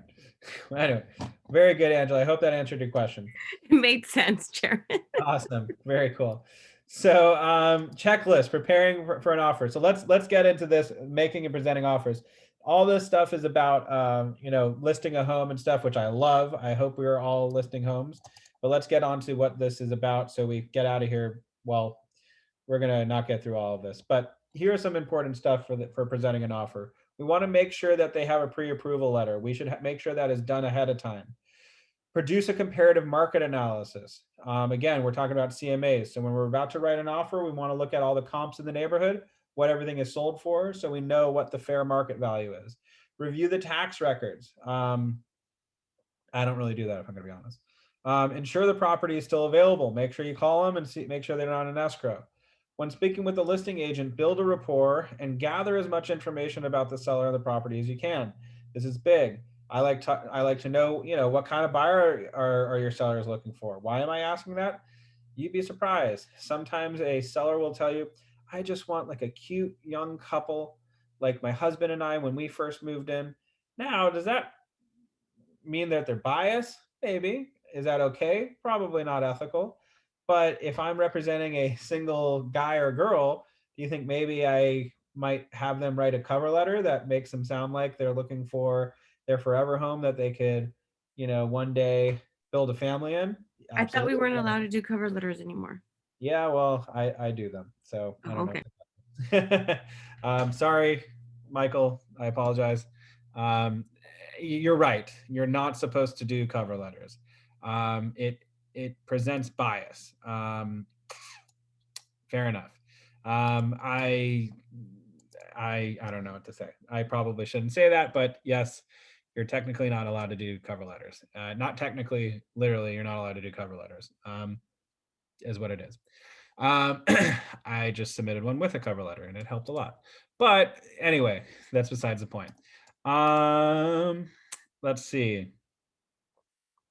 Build report. Okay. Ask questions of the My listing phone agent. dropped. Oh, it's all good, Angela. Ask questions of the listing agent to discover what's important to the seller. Find out their time frame, motivation for moving. This allows you to customize a buyer's offer to address the seller's most pressing needs. So, for example, if they're just looking for a clean offer, they don't want any contingencies. They want a quick inspection period. They need to move within a certain time frame. Maybe they wrote an offer on another house, and the purchase of that house is contingent on the sale of this property.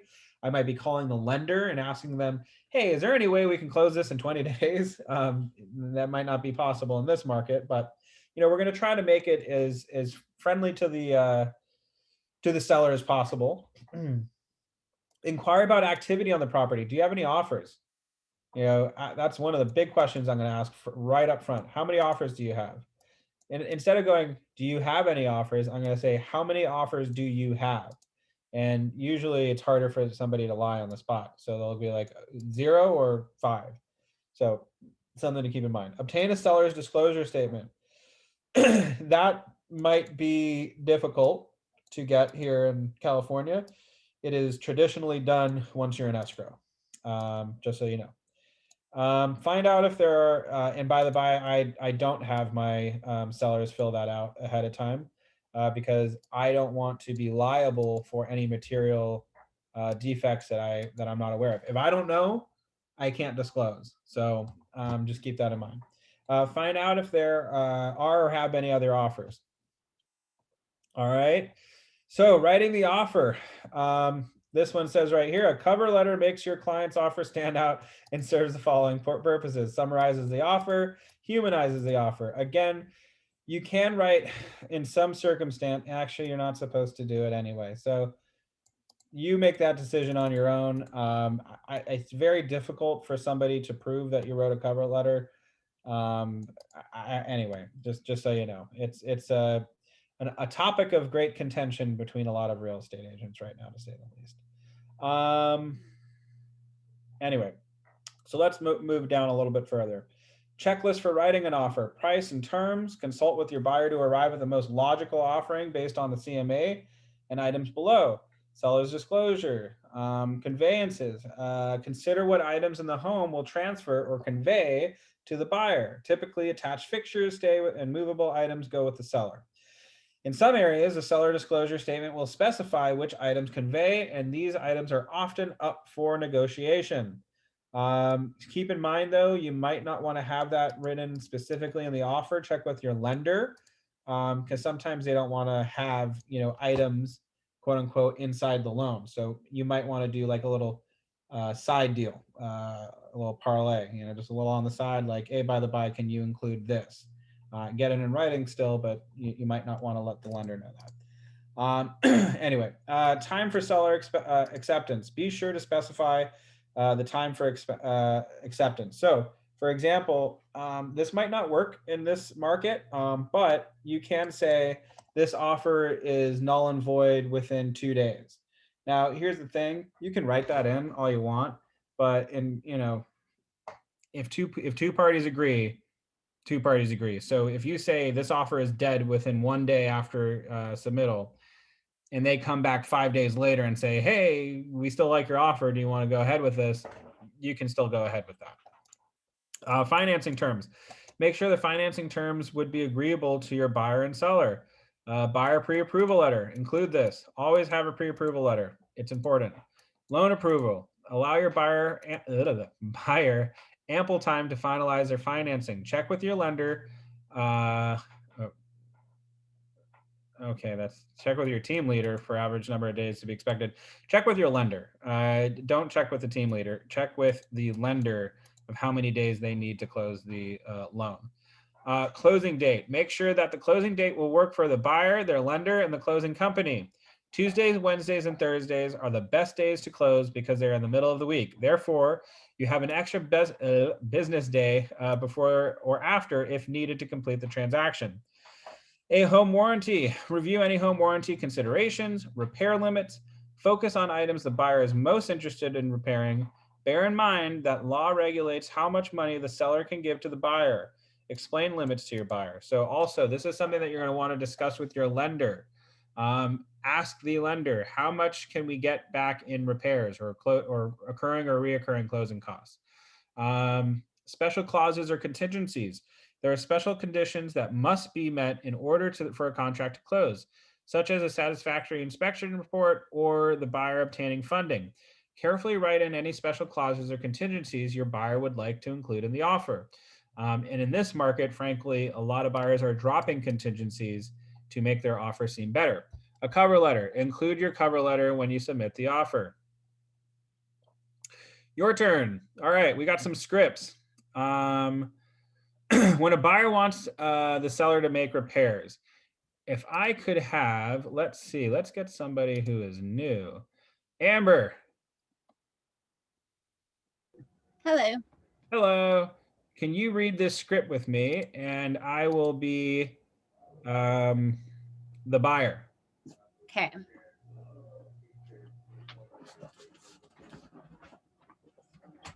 Oh, am I reading the top part? Yep, just the top Okay. part. Until you have a physical inspection, we will not know how much these items will cost, and we could find additional repairs we may want to negotiate. Consequently, you have 3 choices. You can offer the seller less money now and compensate for these items. You can ask the seller now for a credit to repair these items using your own contractor. Or I usually advise clients to wait for the physical inspection and negotiate all repair items at one time. How would you like me to negotiate this offer on your behalf? Oh, you know what? That actually makes a lot of sense. Let's go ahead and negotiate them after the inspection. So perfect. So Amber, why would we want to get a little bit more in depth? It might be obvious to you, but it might not be for others. Why would we want to negotiate it after we do the physical inspection versus before?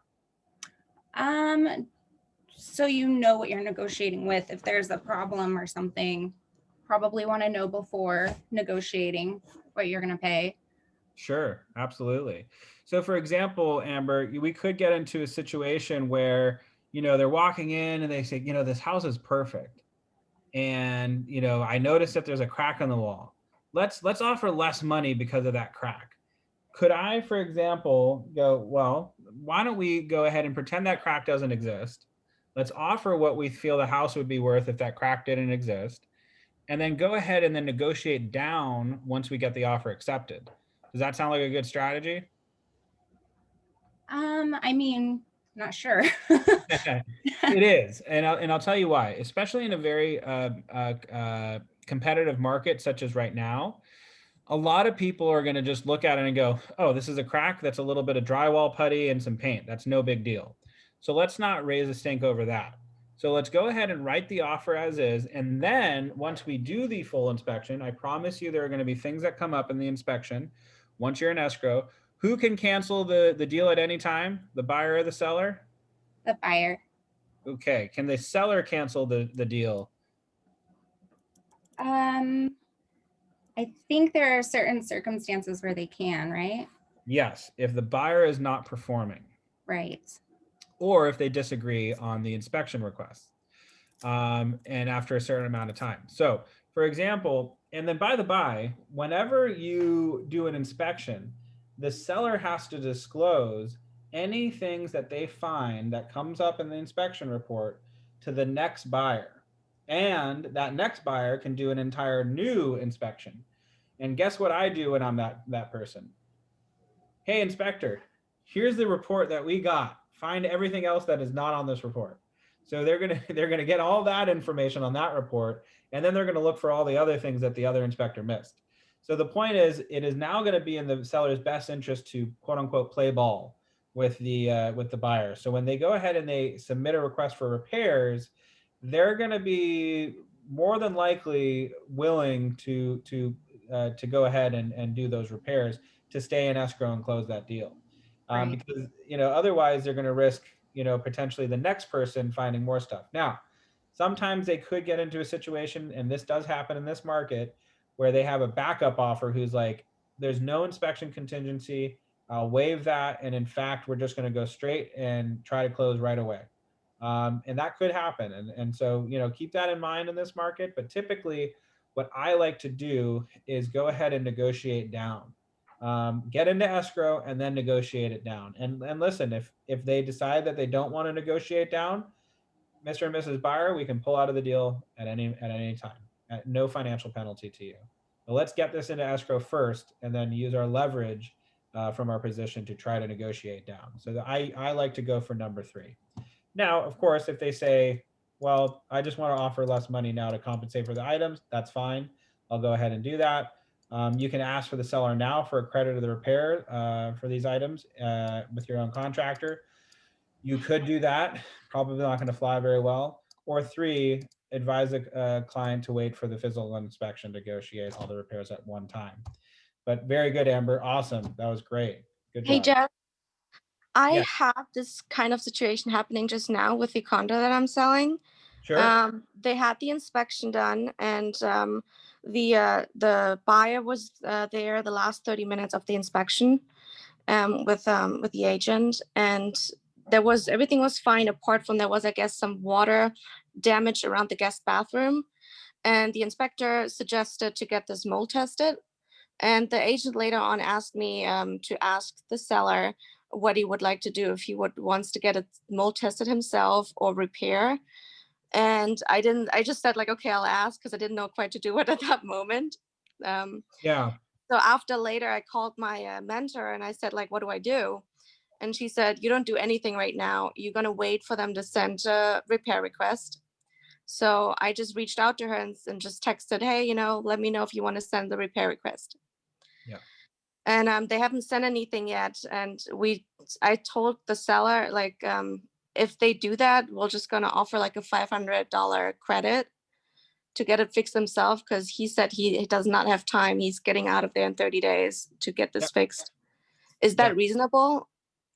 Yeah, I mean, unless they have like a, they may ask to get it.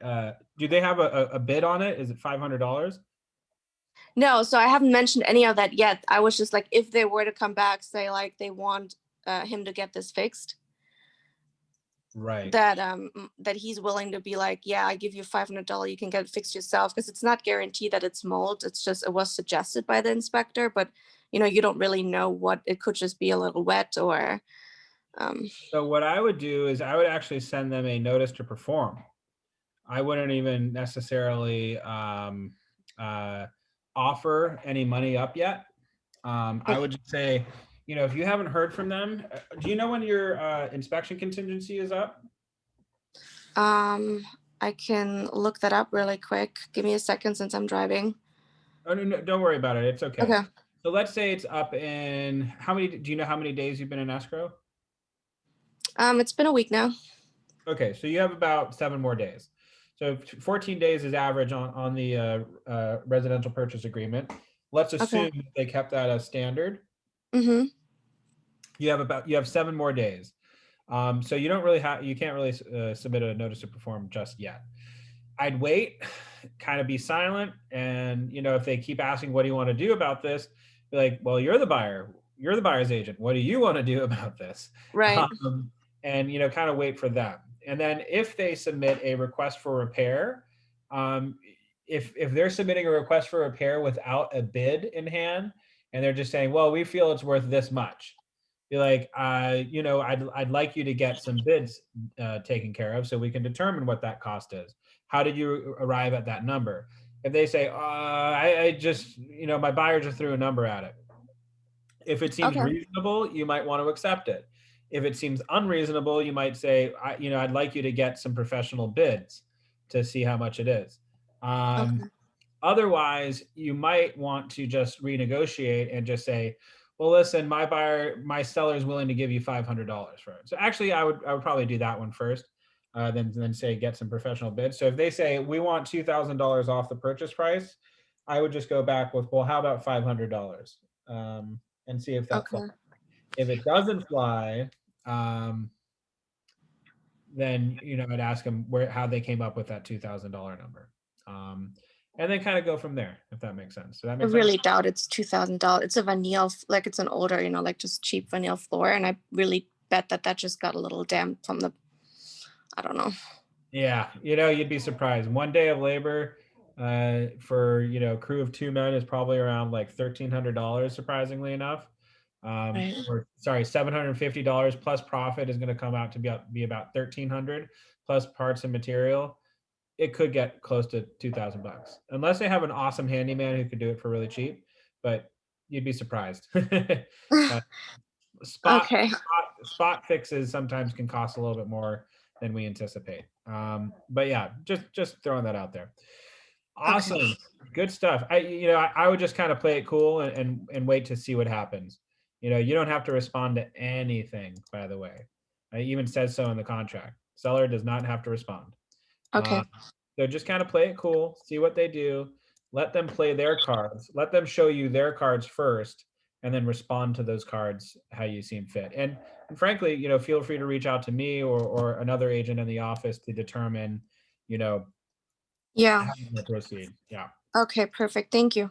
Yeah. But now just wait for more information. Good. Will Good. do.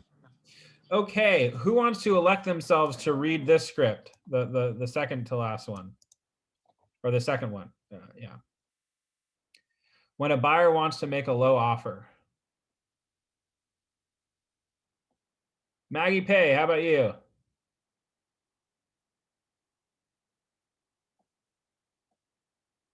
You there, Maggie? Yes, I'm here. Sorry. There we go.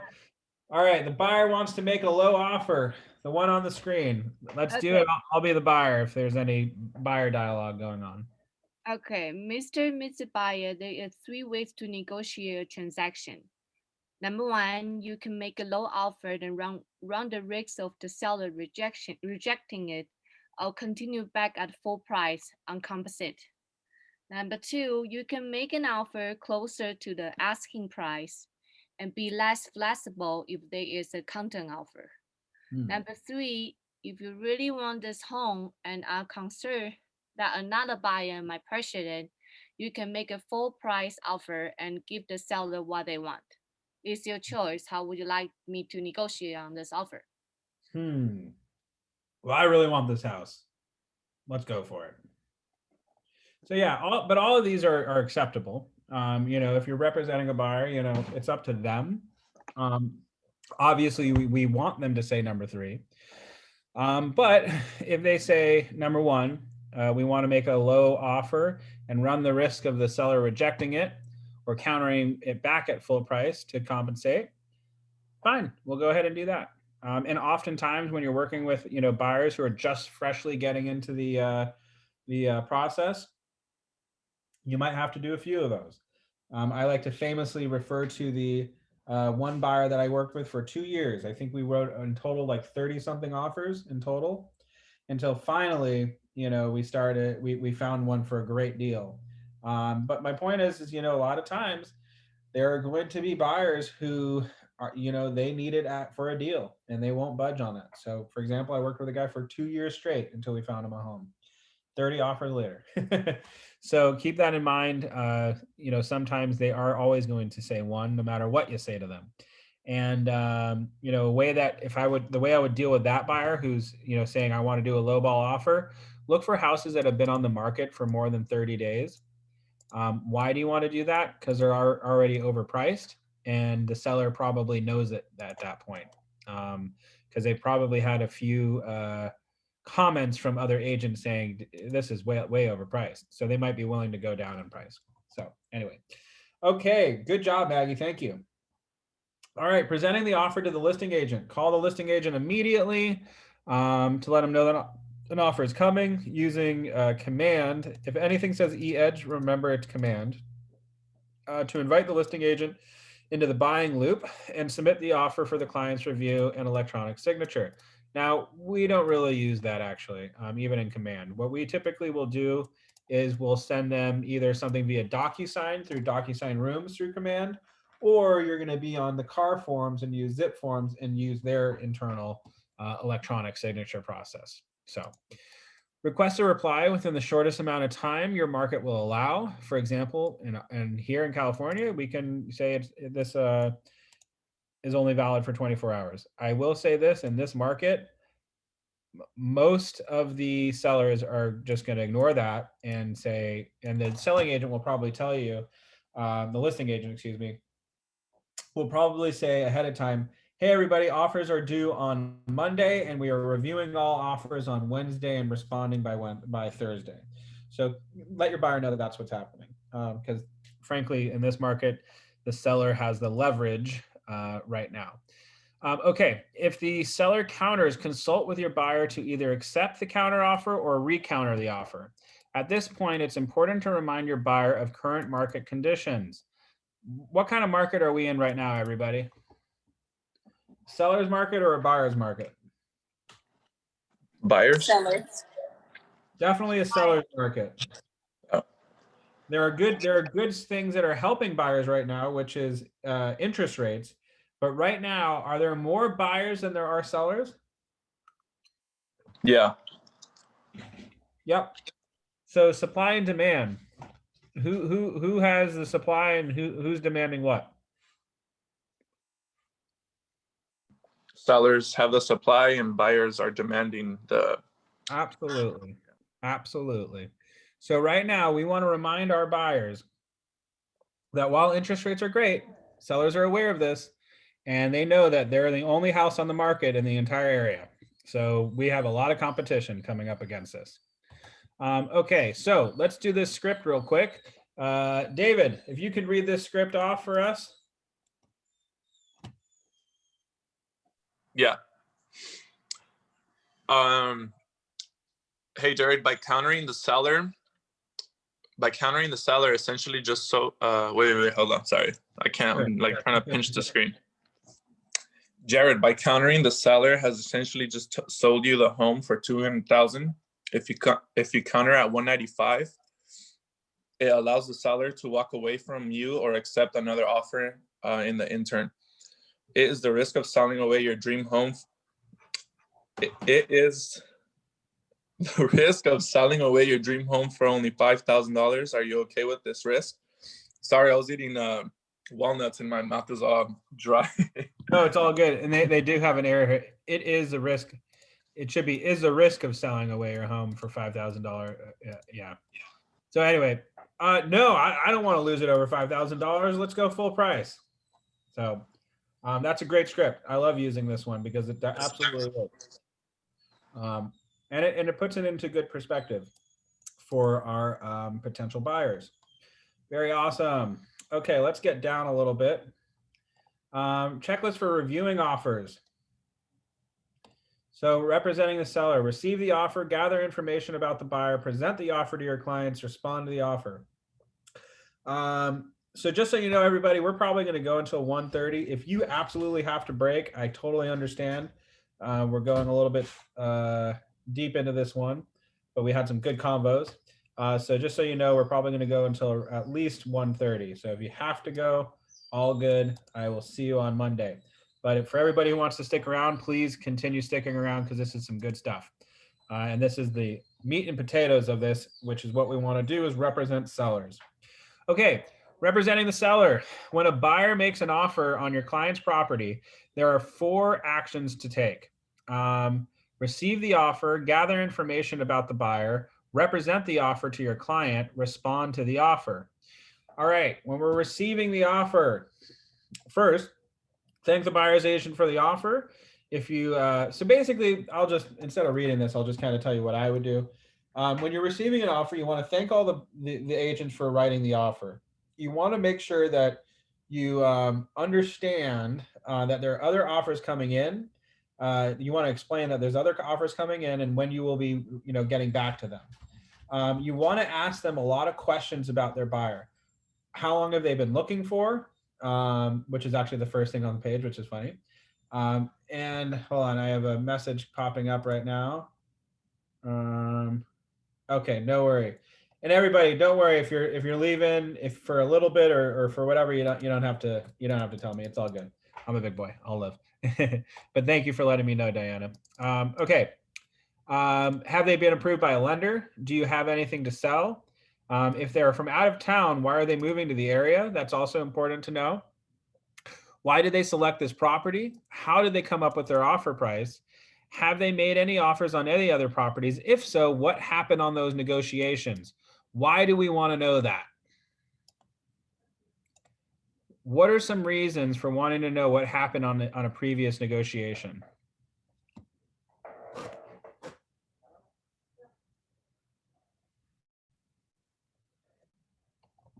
Anybody? What was the question? Sorry. Has your client made any offers on other properties? If so, what happened on those negotiations? Why do we want to know that?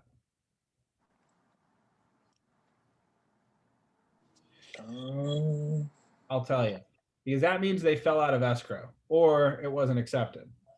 So we can kind of figure out how this buyer is going to act in this escrow. People tend to create patterns in their life. And if you can identify those patterns, you might identify what I like to refer to as a professional buyer. It is their job just to get into escrows and blow up escrows and walk away. They continuously are getting cold feet. If you can get the agent to tell you, yeah, well, we've been in, 5 escrows already. All of them we've fallen out of escrow. I've been working with them for 2 years now, and we haven't been able to find anything. That's going to tell me that I might want to give that information to my sellers. What are some other reasons? Why did they select this property? Why do we want to know why they selected the property? To see if they're like emotionally attached or. Yeah. It seemed like a good price, for whatever. Okay, great. How long have they been moving for? These are all different things that we're going to want to know, and they all play into each other. So the more information essentially we get from the buyer's agent, the better we can prepare our seller to make a informed decision of who they want to go ahead with. I can't tell you how many times I've seen a seller go with a lower offer because they just seem a little bit more serious. Maybe they're moving from out of town for a job change and they have to have a place within 30 days. That person might be a little bit more serious. I've had a seller pick another buyer because the other person was a developer and they just didn't want to see their house get torn down. Now, it just so happened the other buyer ended up tearing the house down as well. But, they just felt more comfortable going with that buyer, which was really ironic and pretty funny. Anyway, the more you know about the buyer, the better prepared you and your seller will be to respond. If necessary to counter, the goal is to respond to the buyer with a high likelihood of knowing how the response will be taken. Okay, if I could have, anybody want to read the checklist for reviewing an offer? Yeah, I'll do it. Oh, I'll have Angela do it. Awesome. Let's see Angela. Okay, checklist for reviewing an offer. Address. Be sure the address is the one for the correct house. Check to see whether the offer falls in the range of the seller's expectations. Earnest money. Make sure the earnest money amount specified is acceptable to the seller. Check the earnest money plus the balance of the down payment plus the loan equals the purchase price. Also review the option money if applicable. Time for acceptance. Check to see how long the seller has to respond. Be sure to get the content initialed by your seller if you go over the time limit. Pre-approval. Verify the buyer is pre-approved by the lender. Loan approval. Be sure to have a specific date for formal and final loan approval.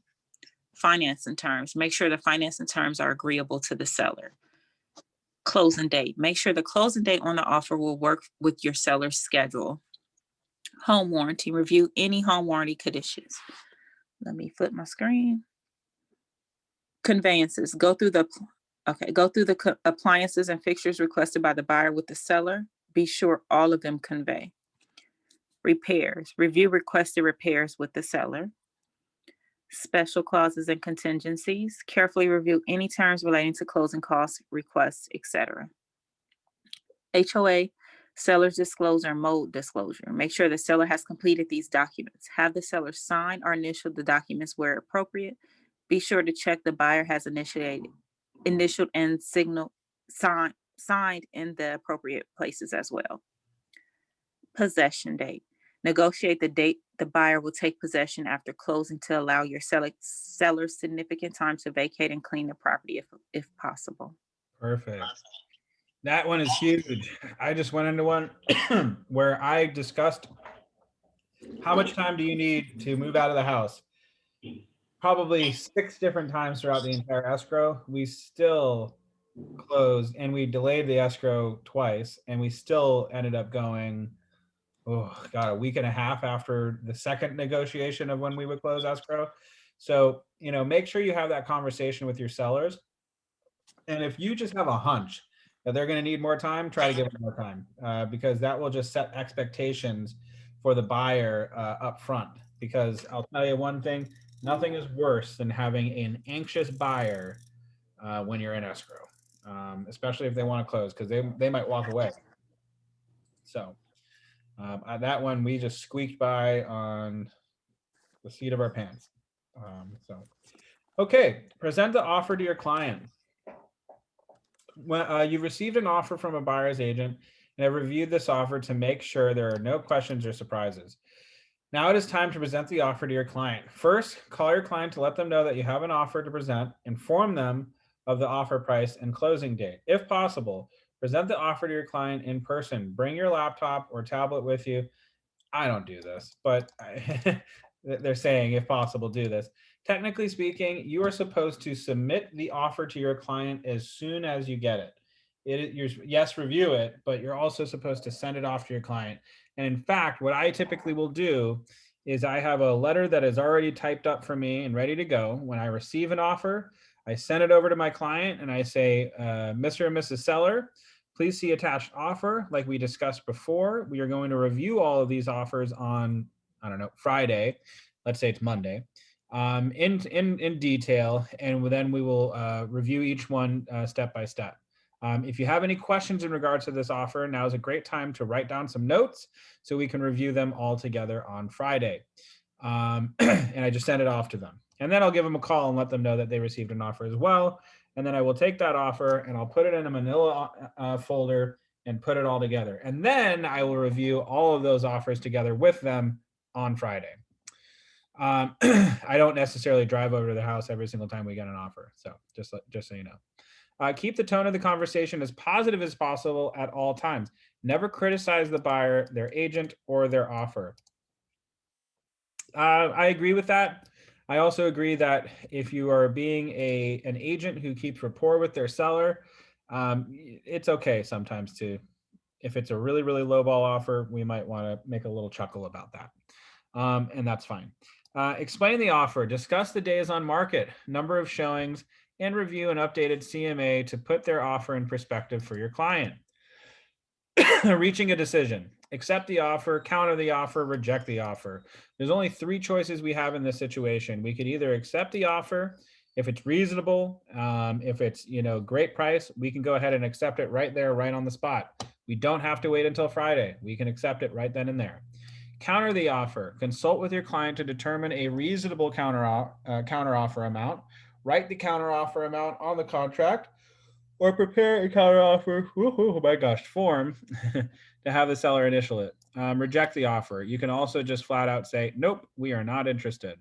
And that is just fine. So for example, if it's a super low ball offer, like 50,000 under asking price and it's a seller's market, and you have 12 other offers that are over asking, you can go ahead and reject that thing. And it's fun to do that. Okay, your turn presenting offers. Let's go ahead and read some of these off. Let's see. Can I get Taylor Smith to read the first script on the page.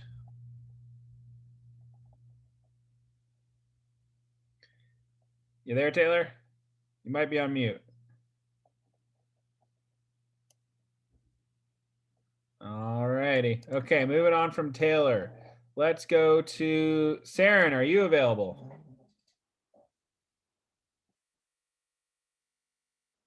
Dun, dun, dun, dun, dun. Ruh-roh. All right. Adriana, are you available? Hey, yes, I'm here. Awesome. All righty. Could we do the first script on the page and I will be the buyer? Okay, yes, just 1 second. Sorry, my daughter just got a little fussy. No worries. Okay, so I'm gonna read the script part, the good morning. Yep. Okay, awesome. Good morning, afternoon. It's Adriana with Keller Williams Realty. We have an offer here for review. I'm gonna go through this offer with you. Is this a good time? Now the offer came in with is however the offer price. They're putting this much amount as an earnest money and this percent as the total down payment. They want to close on this date and they're asking for this percentage in repair limits. What do you think? I think it's awesome. Hey, you're fine. Let's go with it. Thank you. Awesome.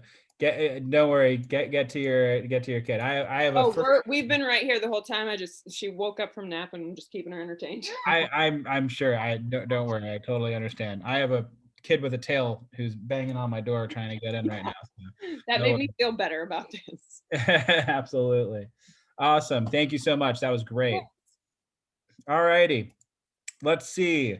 Ari Salinas. Yes. What is up, buddy? All righty. Let's do these two scripts at the bottom. Present a low offer to your seller and then recommend your client accept the offer. So let's go ahead and read both of these in a row. And I'll be the seller and I'll try to respond to you while you read them. All right. Never criticize or show a negative attitude about a low offer. Present all points of agreement first before discussing pricing or other disagreements. Now that's lower than our asking price, but it's an offer, so we need to decide what you would like to do. Oh, darn. I have no idea. What do you think we should do? The other script. The next one? Yeah. Okay. I will urge you to consider this offer very carefully and consider the value of meeting your moving goals. In the long run, meeting your overall goal of selling your home is a more critical need, correct? Yeah, I guess you're right. I was really hoping for that $100,000 above asking, though. Oh well. Your property has been on the market now for how many days, and the average time on the market for this area is so and so days. Buyers are going to look at the same data. They're going to see that your neighbor's house sold for only whatever, and then the corner sold for how much. They're going to want to pay fair market value compared to these other sales. If you accept this offer, the probability of closing and meeting your goal is 100%. You want to meet your goal, right? Yeah, I guess you're right, Ari. I like the jib to your jab. Fair. Let's go for it. Awesome. That was great. So for example, sometimes when we're in situations, we are going to have to recommend that they go ahead and accept that offer. If, for example, the house, the average days on market is 20 days, and we've been on market for 40 days, which is double, we might want to go, I know you were hoping for this price. I think we need to go ahead and accept this and move on. And absolutely, that is the most prudent. That is the best thing that we could do for the situation, unless they want to take it off the market, which is also fine. Okay, John Farron, how are you, my friend? You're muted. You're on mute, John. John, you're on mute. Hi, Jared. I think you are terrific. I've been listening to it for a long time. and I really enjoy it. I really learn every moment of it. I want to ask you a question. I'm going to read this one. Like, how many when you go for listing presentation, how many comp do you show to the prospective seller? How many comps do I show to the prospective seller? That's Yeah. a good question, John. If I'm going on a listing presentation, I'm going to look for maybe 6 comps. Oh, 6 comp. Yeah, that sounds like a good number. Now, sometimes I'll only have 3. So it really depends on what's happening in the neighborhood. Within how many within how far away from the property you look for the 6? Because some area change rapidly, you know, and as far as the quality is concerned. Yep. So for example, there's a lot of neighborhoods especially in Los Angeles, and especially in the Valley. Ooh, that is difficult. You almost have to be like on the block sometimes in the Valley, because one block versus the other block could be 2 different price ranges. Yes. Which is, you're absolutely right. So in those situations, you're going to try to get as close to the subject property as possible. Obviously, if you are an expert in that neighborhood and you know that this neighborhood is considerably less than that one for whatever reason, yeah, we might want to keep that in consideration. Really, you want to go within 3 months of the sale of the property. Sometimes you'll have to go 6 months. Sometimes you might have to go back a year.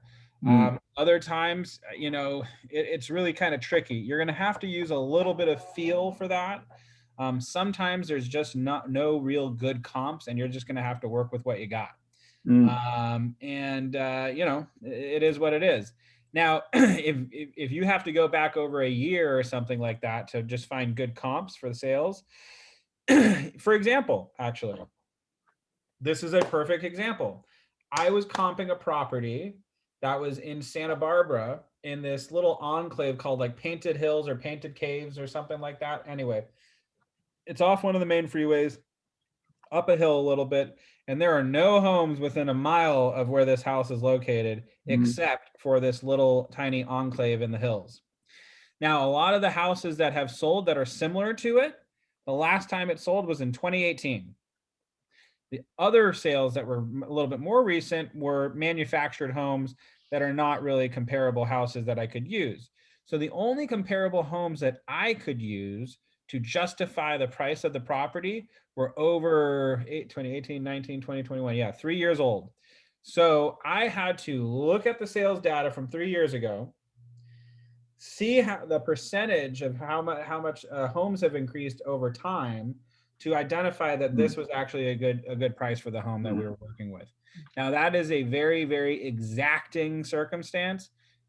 That's the first time I actually had to deal with something like that. Most of the time you have a little bit more data to work with, especially in LA County. But this was all the way up in Santa Barbara. Population density is a lot different. So things move a little bit differently up there. So that's the answer to that. I had to go back 3 years. Thank you. Very good. Sure. Now, John, could you do me a favor? Yeah, sure. Can you read this script with me on recommend that your client make a counteroffer? Yeah, of course. And you'll be the agent, and I'll pause for my responses if there's any time for that. All right, let's rock and roll. Okay. We look at any offer as a positive thing initially. We always recommend the counter offer instead of rejecting an offer. It may be that we can negotiate this up to where we need to be to let it be. Let's put together a solid counter offer. We need to get back to them quickly. I keep things rolling and see if we can make this offer work. Sounds good. Yeah, you think you want to make a counter offer? Yeah. What else did you have to say? I think the thing to focus on here is the price you want to get for the house. Putting this offer inside, if you could get this home sold and closed in 30 days, that would feel comfortable selling it today. Let's put together a counter offer that would put in the range that the prices that you feel comfortable. Remember, not all the offer you are going to work is. Remember, not all the offer you are going to work, but it is a good sign that we are getting an offer. you have made this person list the house that they thought was one of the best homes on the money. I will call another agent and ask them how they come up with that price. Ooh, nice. I love it, John. No. Spot on. That's awesome. And yeah, that is a great example. For example, you might have a few counter offers. I mean, a few Yeah. offers, frankly. All of them are a little bit below asking price, but maybe they're $20,000 off. Maybe one's at, maybe one $30,000 lower, maybe the other one's $20,000 lower. So obviously we're probably a little bit overpriced for the market, but knowing that the first offers that come in are probably not the best and final offer that they have, we might want to ask our client, is there some place in between these offers and your asking price that will work for you, that if you could sell it today, you would accept that offer? And they might go, you know what? I wanted $1 million, but all these offers are, 970,000. So what if we countered back at, I don't know, 980,000? Boom, let's do it. Get it in writing, send it out, and hopefully we're in escrow for 980. Fine, we wanted $1 million, but we're still in escrow and we're going to get it sold. So awesome stuff. Okay, let's do a little more scripting. Anybody want to elect themselves to do the script? I'll do it. Awesome, David. Let's rock and roll. Am I the agent? Yeah, you're the agent. All right, cool. Good afternoon, Jared. This is David with Keller Williams Realty. Thank you for your offer. We really appreciate it. It was quite a bit lower than what the seller had hoped for. Yeah, I guess you're kind of right. Yeah, we did come in a little bit lower. Yeah. Yeah, just a bit. The sellers have come back with a reasonable counteroffer that should work. The seller is countering back at 1.1 million. The rest of the terms in your offer are fine, except for the inspection contingency. This is something that will work for everybody. Your buyer is getting a home within the market. The seller is selling at a reasonable price, and we can move forward to get this close. Wouldn't you agree? You know what? I love it, David. Let's get this into escrow. I think my buyer will agree to it. Perfect. I'll call my seller right now. Awesome. Thank you, man. Okay, awesome. So, setting the stage for a positive negotiation. If we are going to accept an offer, ideally, if the listing and offer are priced right, the seller will accept the buyer's initial offer and move directly into the contract to close process, bypassing any negotiations in price. Rejecting. It is also possible that the seller immediately rejects a buyer's initial offer. Perhaps they received and decided to accept a more attractive offer, or the offer is simply too low. In this case, the buyer agent should press forward to see if no really means no deal. So, for example, I'm sorry, the offer is too low. We're rejecting it. I understand that, but is there anything else that we could possibly do to make this offer work? Could we maybe remove the inspection contingency?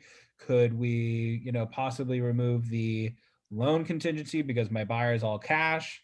Can we, blah, blah, blah, blah. Let's try to just make sure that they understand the full aspects of the offer. Anyway, the counter. However, the most common response to an initially low offer is for the seller to make a counter offer. This is a sign that the seller is interested in the buyer's offer and has extended an invitation to negotiate. While you cannot control or predict the actions or decisions of the client or agent on either side of the deal, you do have complete control over what you say and do in an effort to influence a positive negotiation process.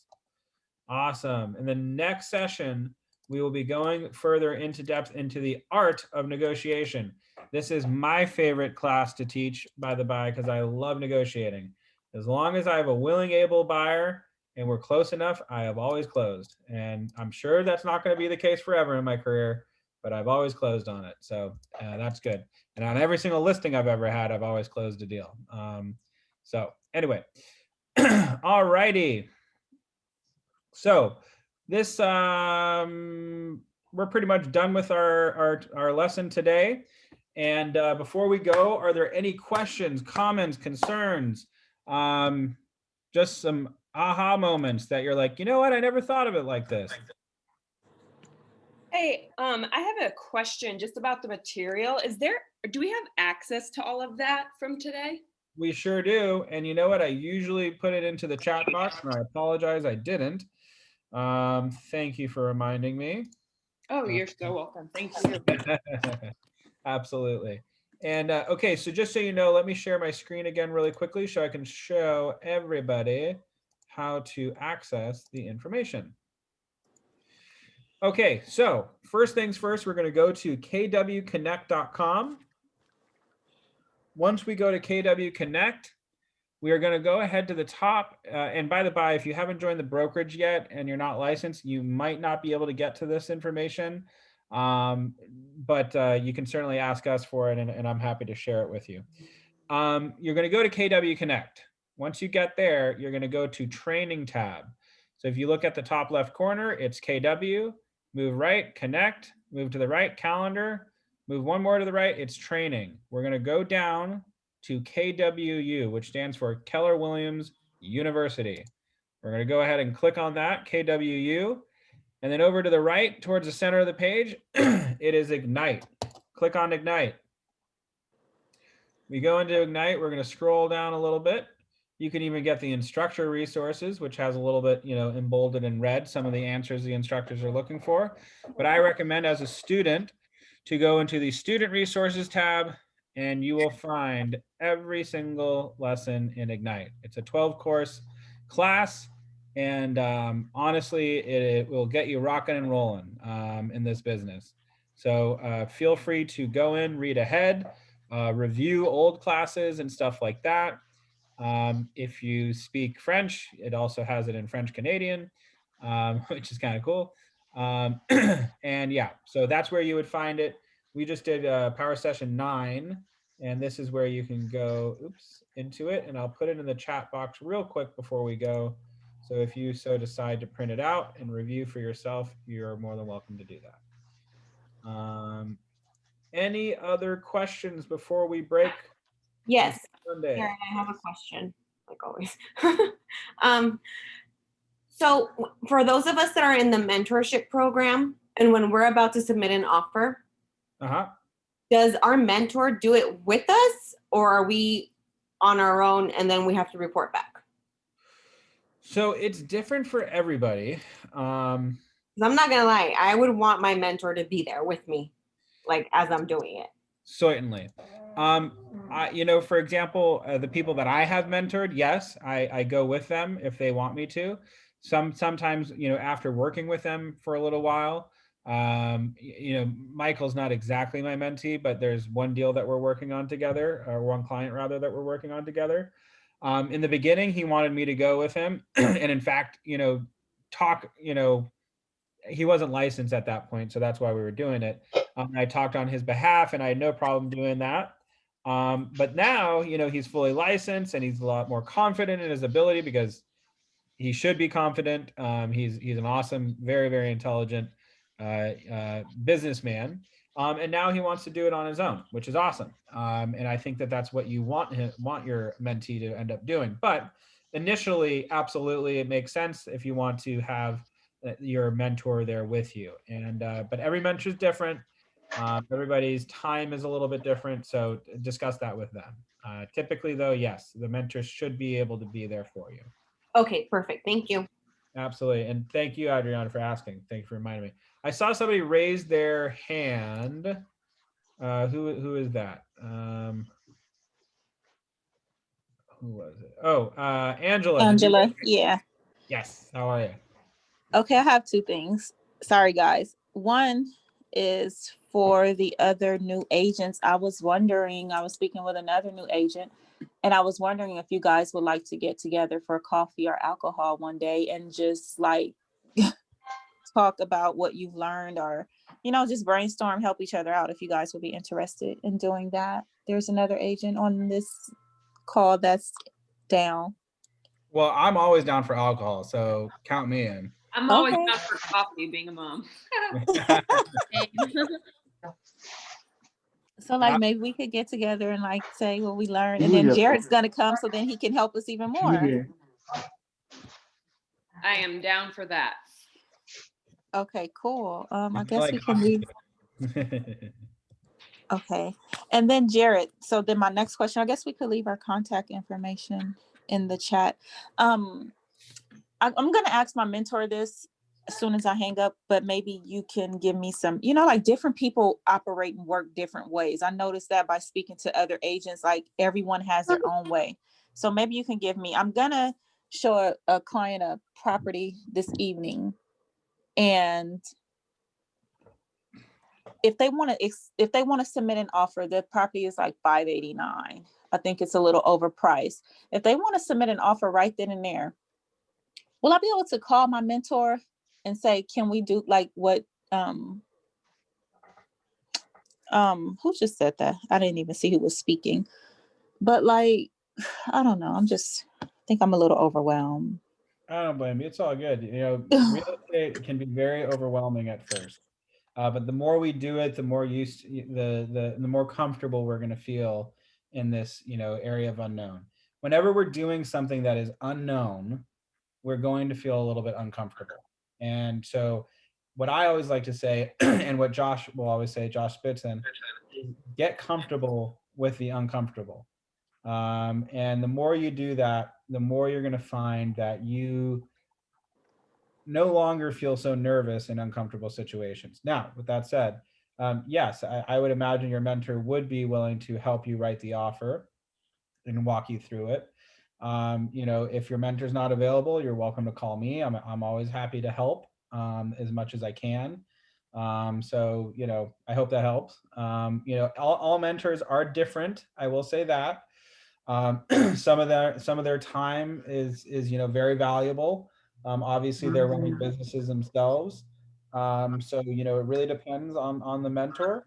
So I can't really speak for them, but I would imagine they would be happy to set up some time to review with you. Okay. And then like another offer, they wanted to see another place and someone is living in there, and then they asked for, so I kind of like convince my client, like, let's not look at that place because they want us to submit an offer prior to even seeing the place. If the offer is accepted, then they'll allow us to see the place. Like, that's crazy, right? There's so many places that are like that. Well, there's not so many, but they're popping up, and I hate that too. I tell my buyers, forget that place. This is stupid. Okay. Yeah.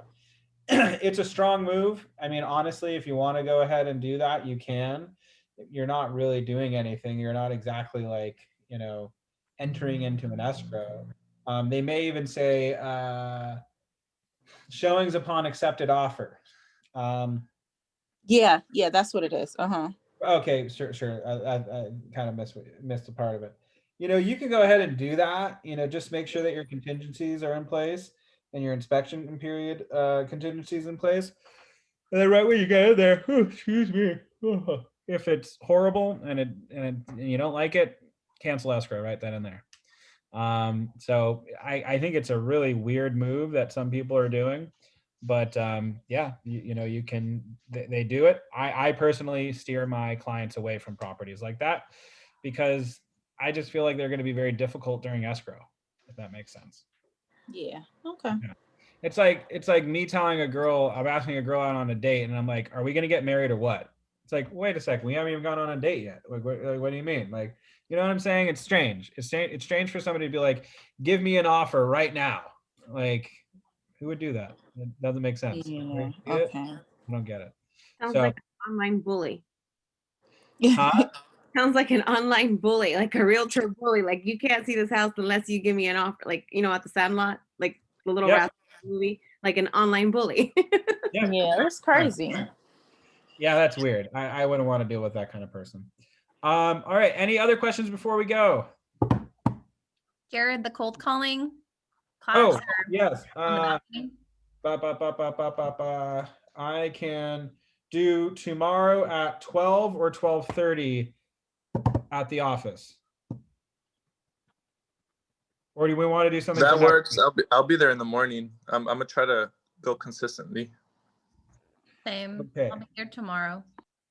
Okay, let's do it tomorrow at 12. Let's do it 12:30 tomorrow. And I will have I'll be using my Mojo dialer.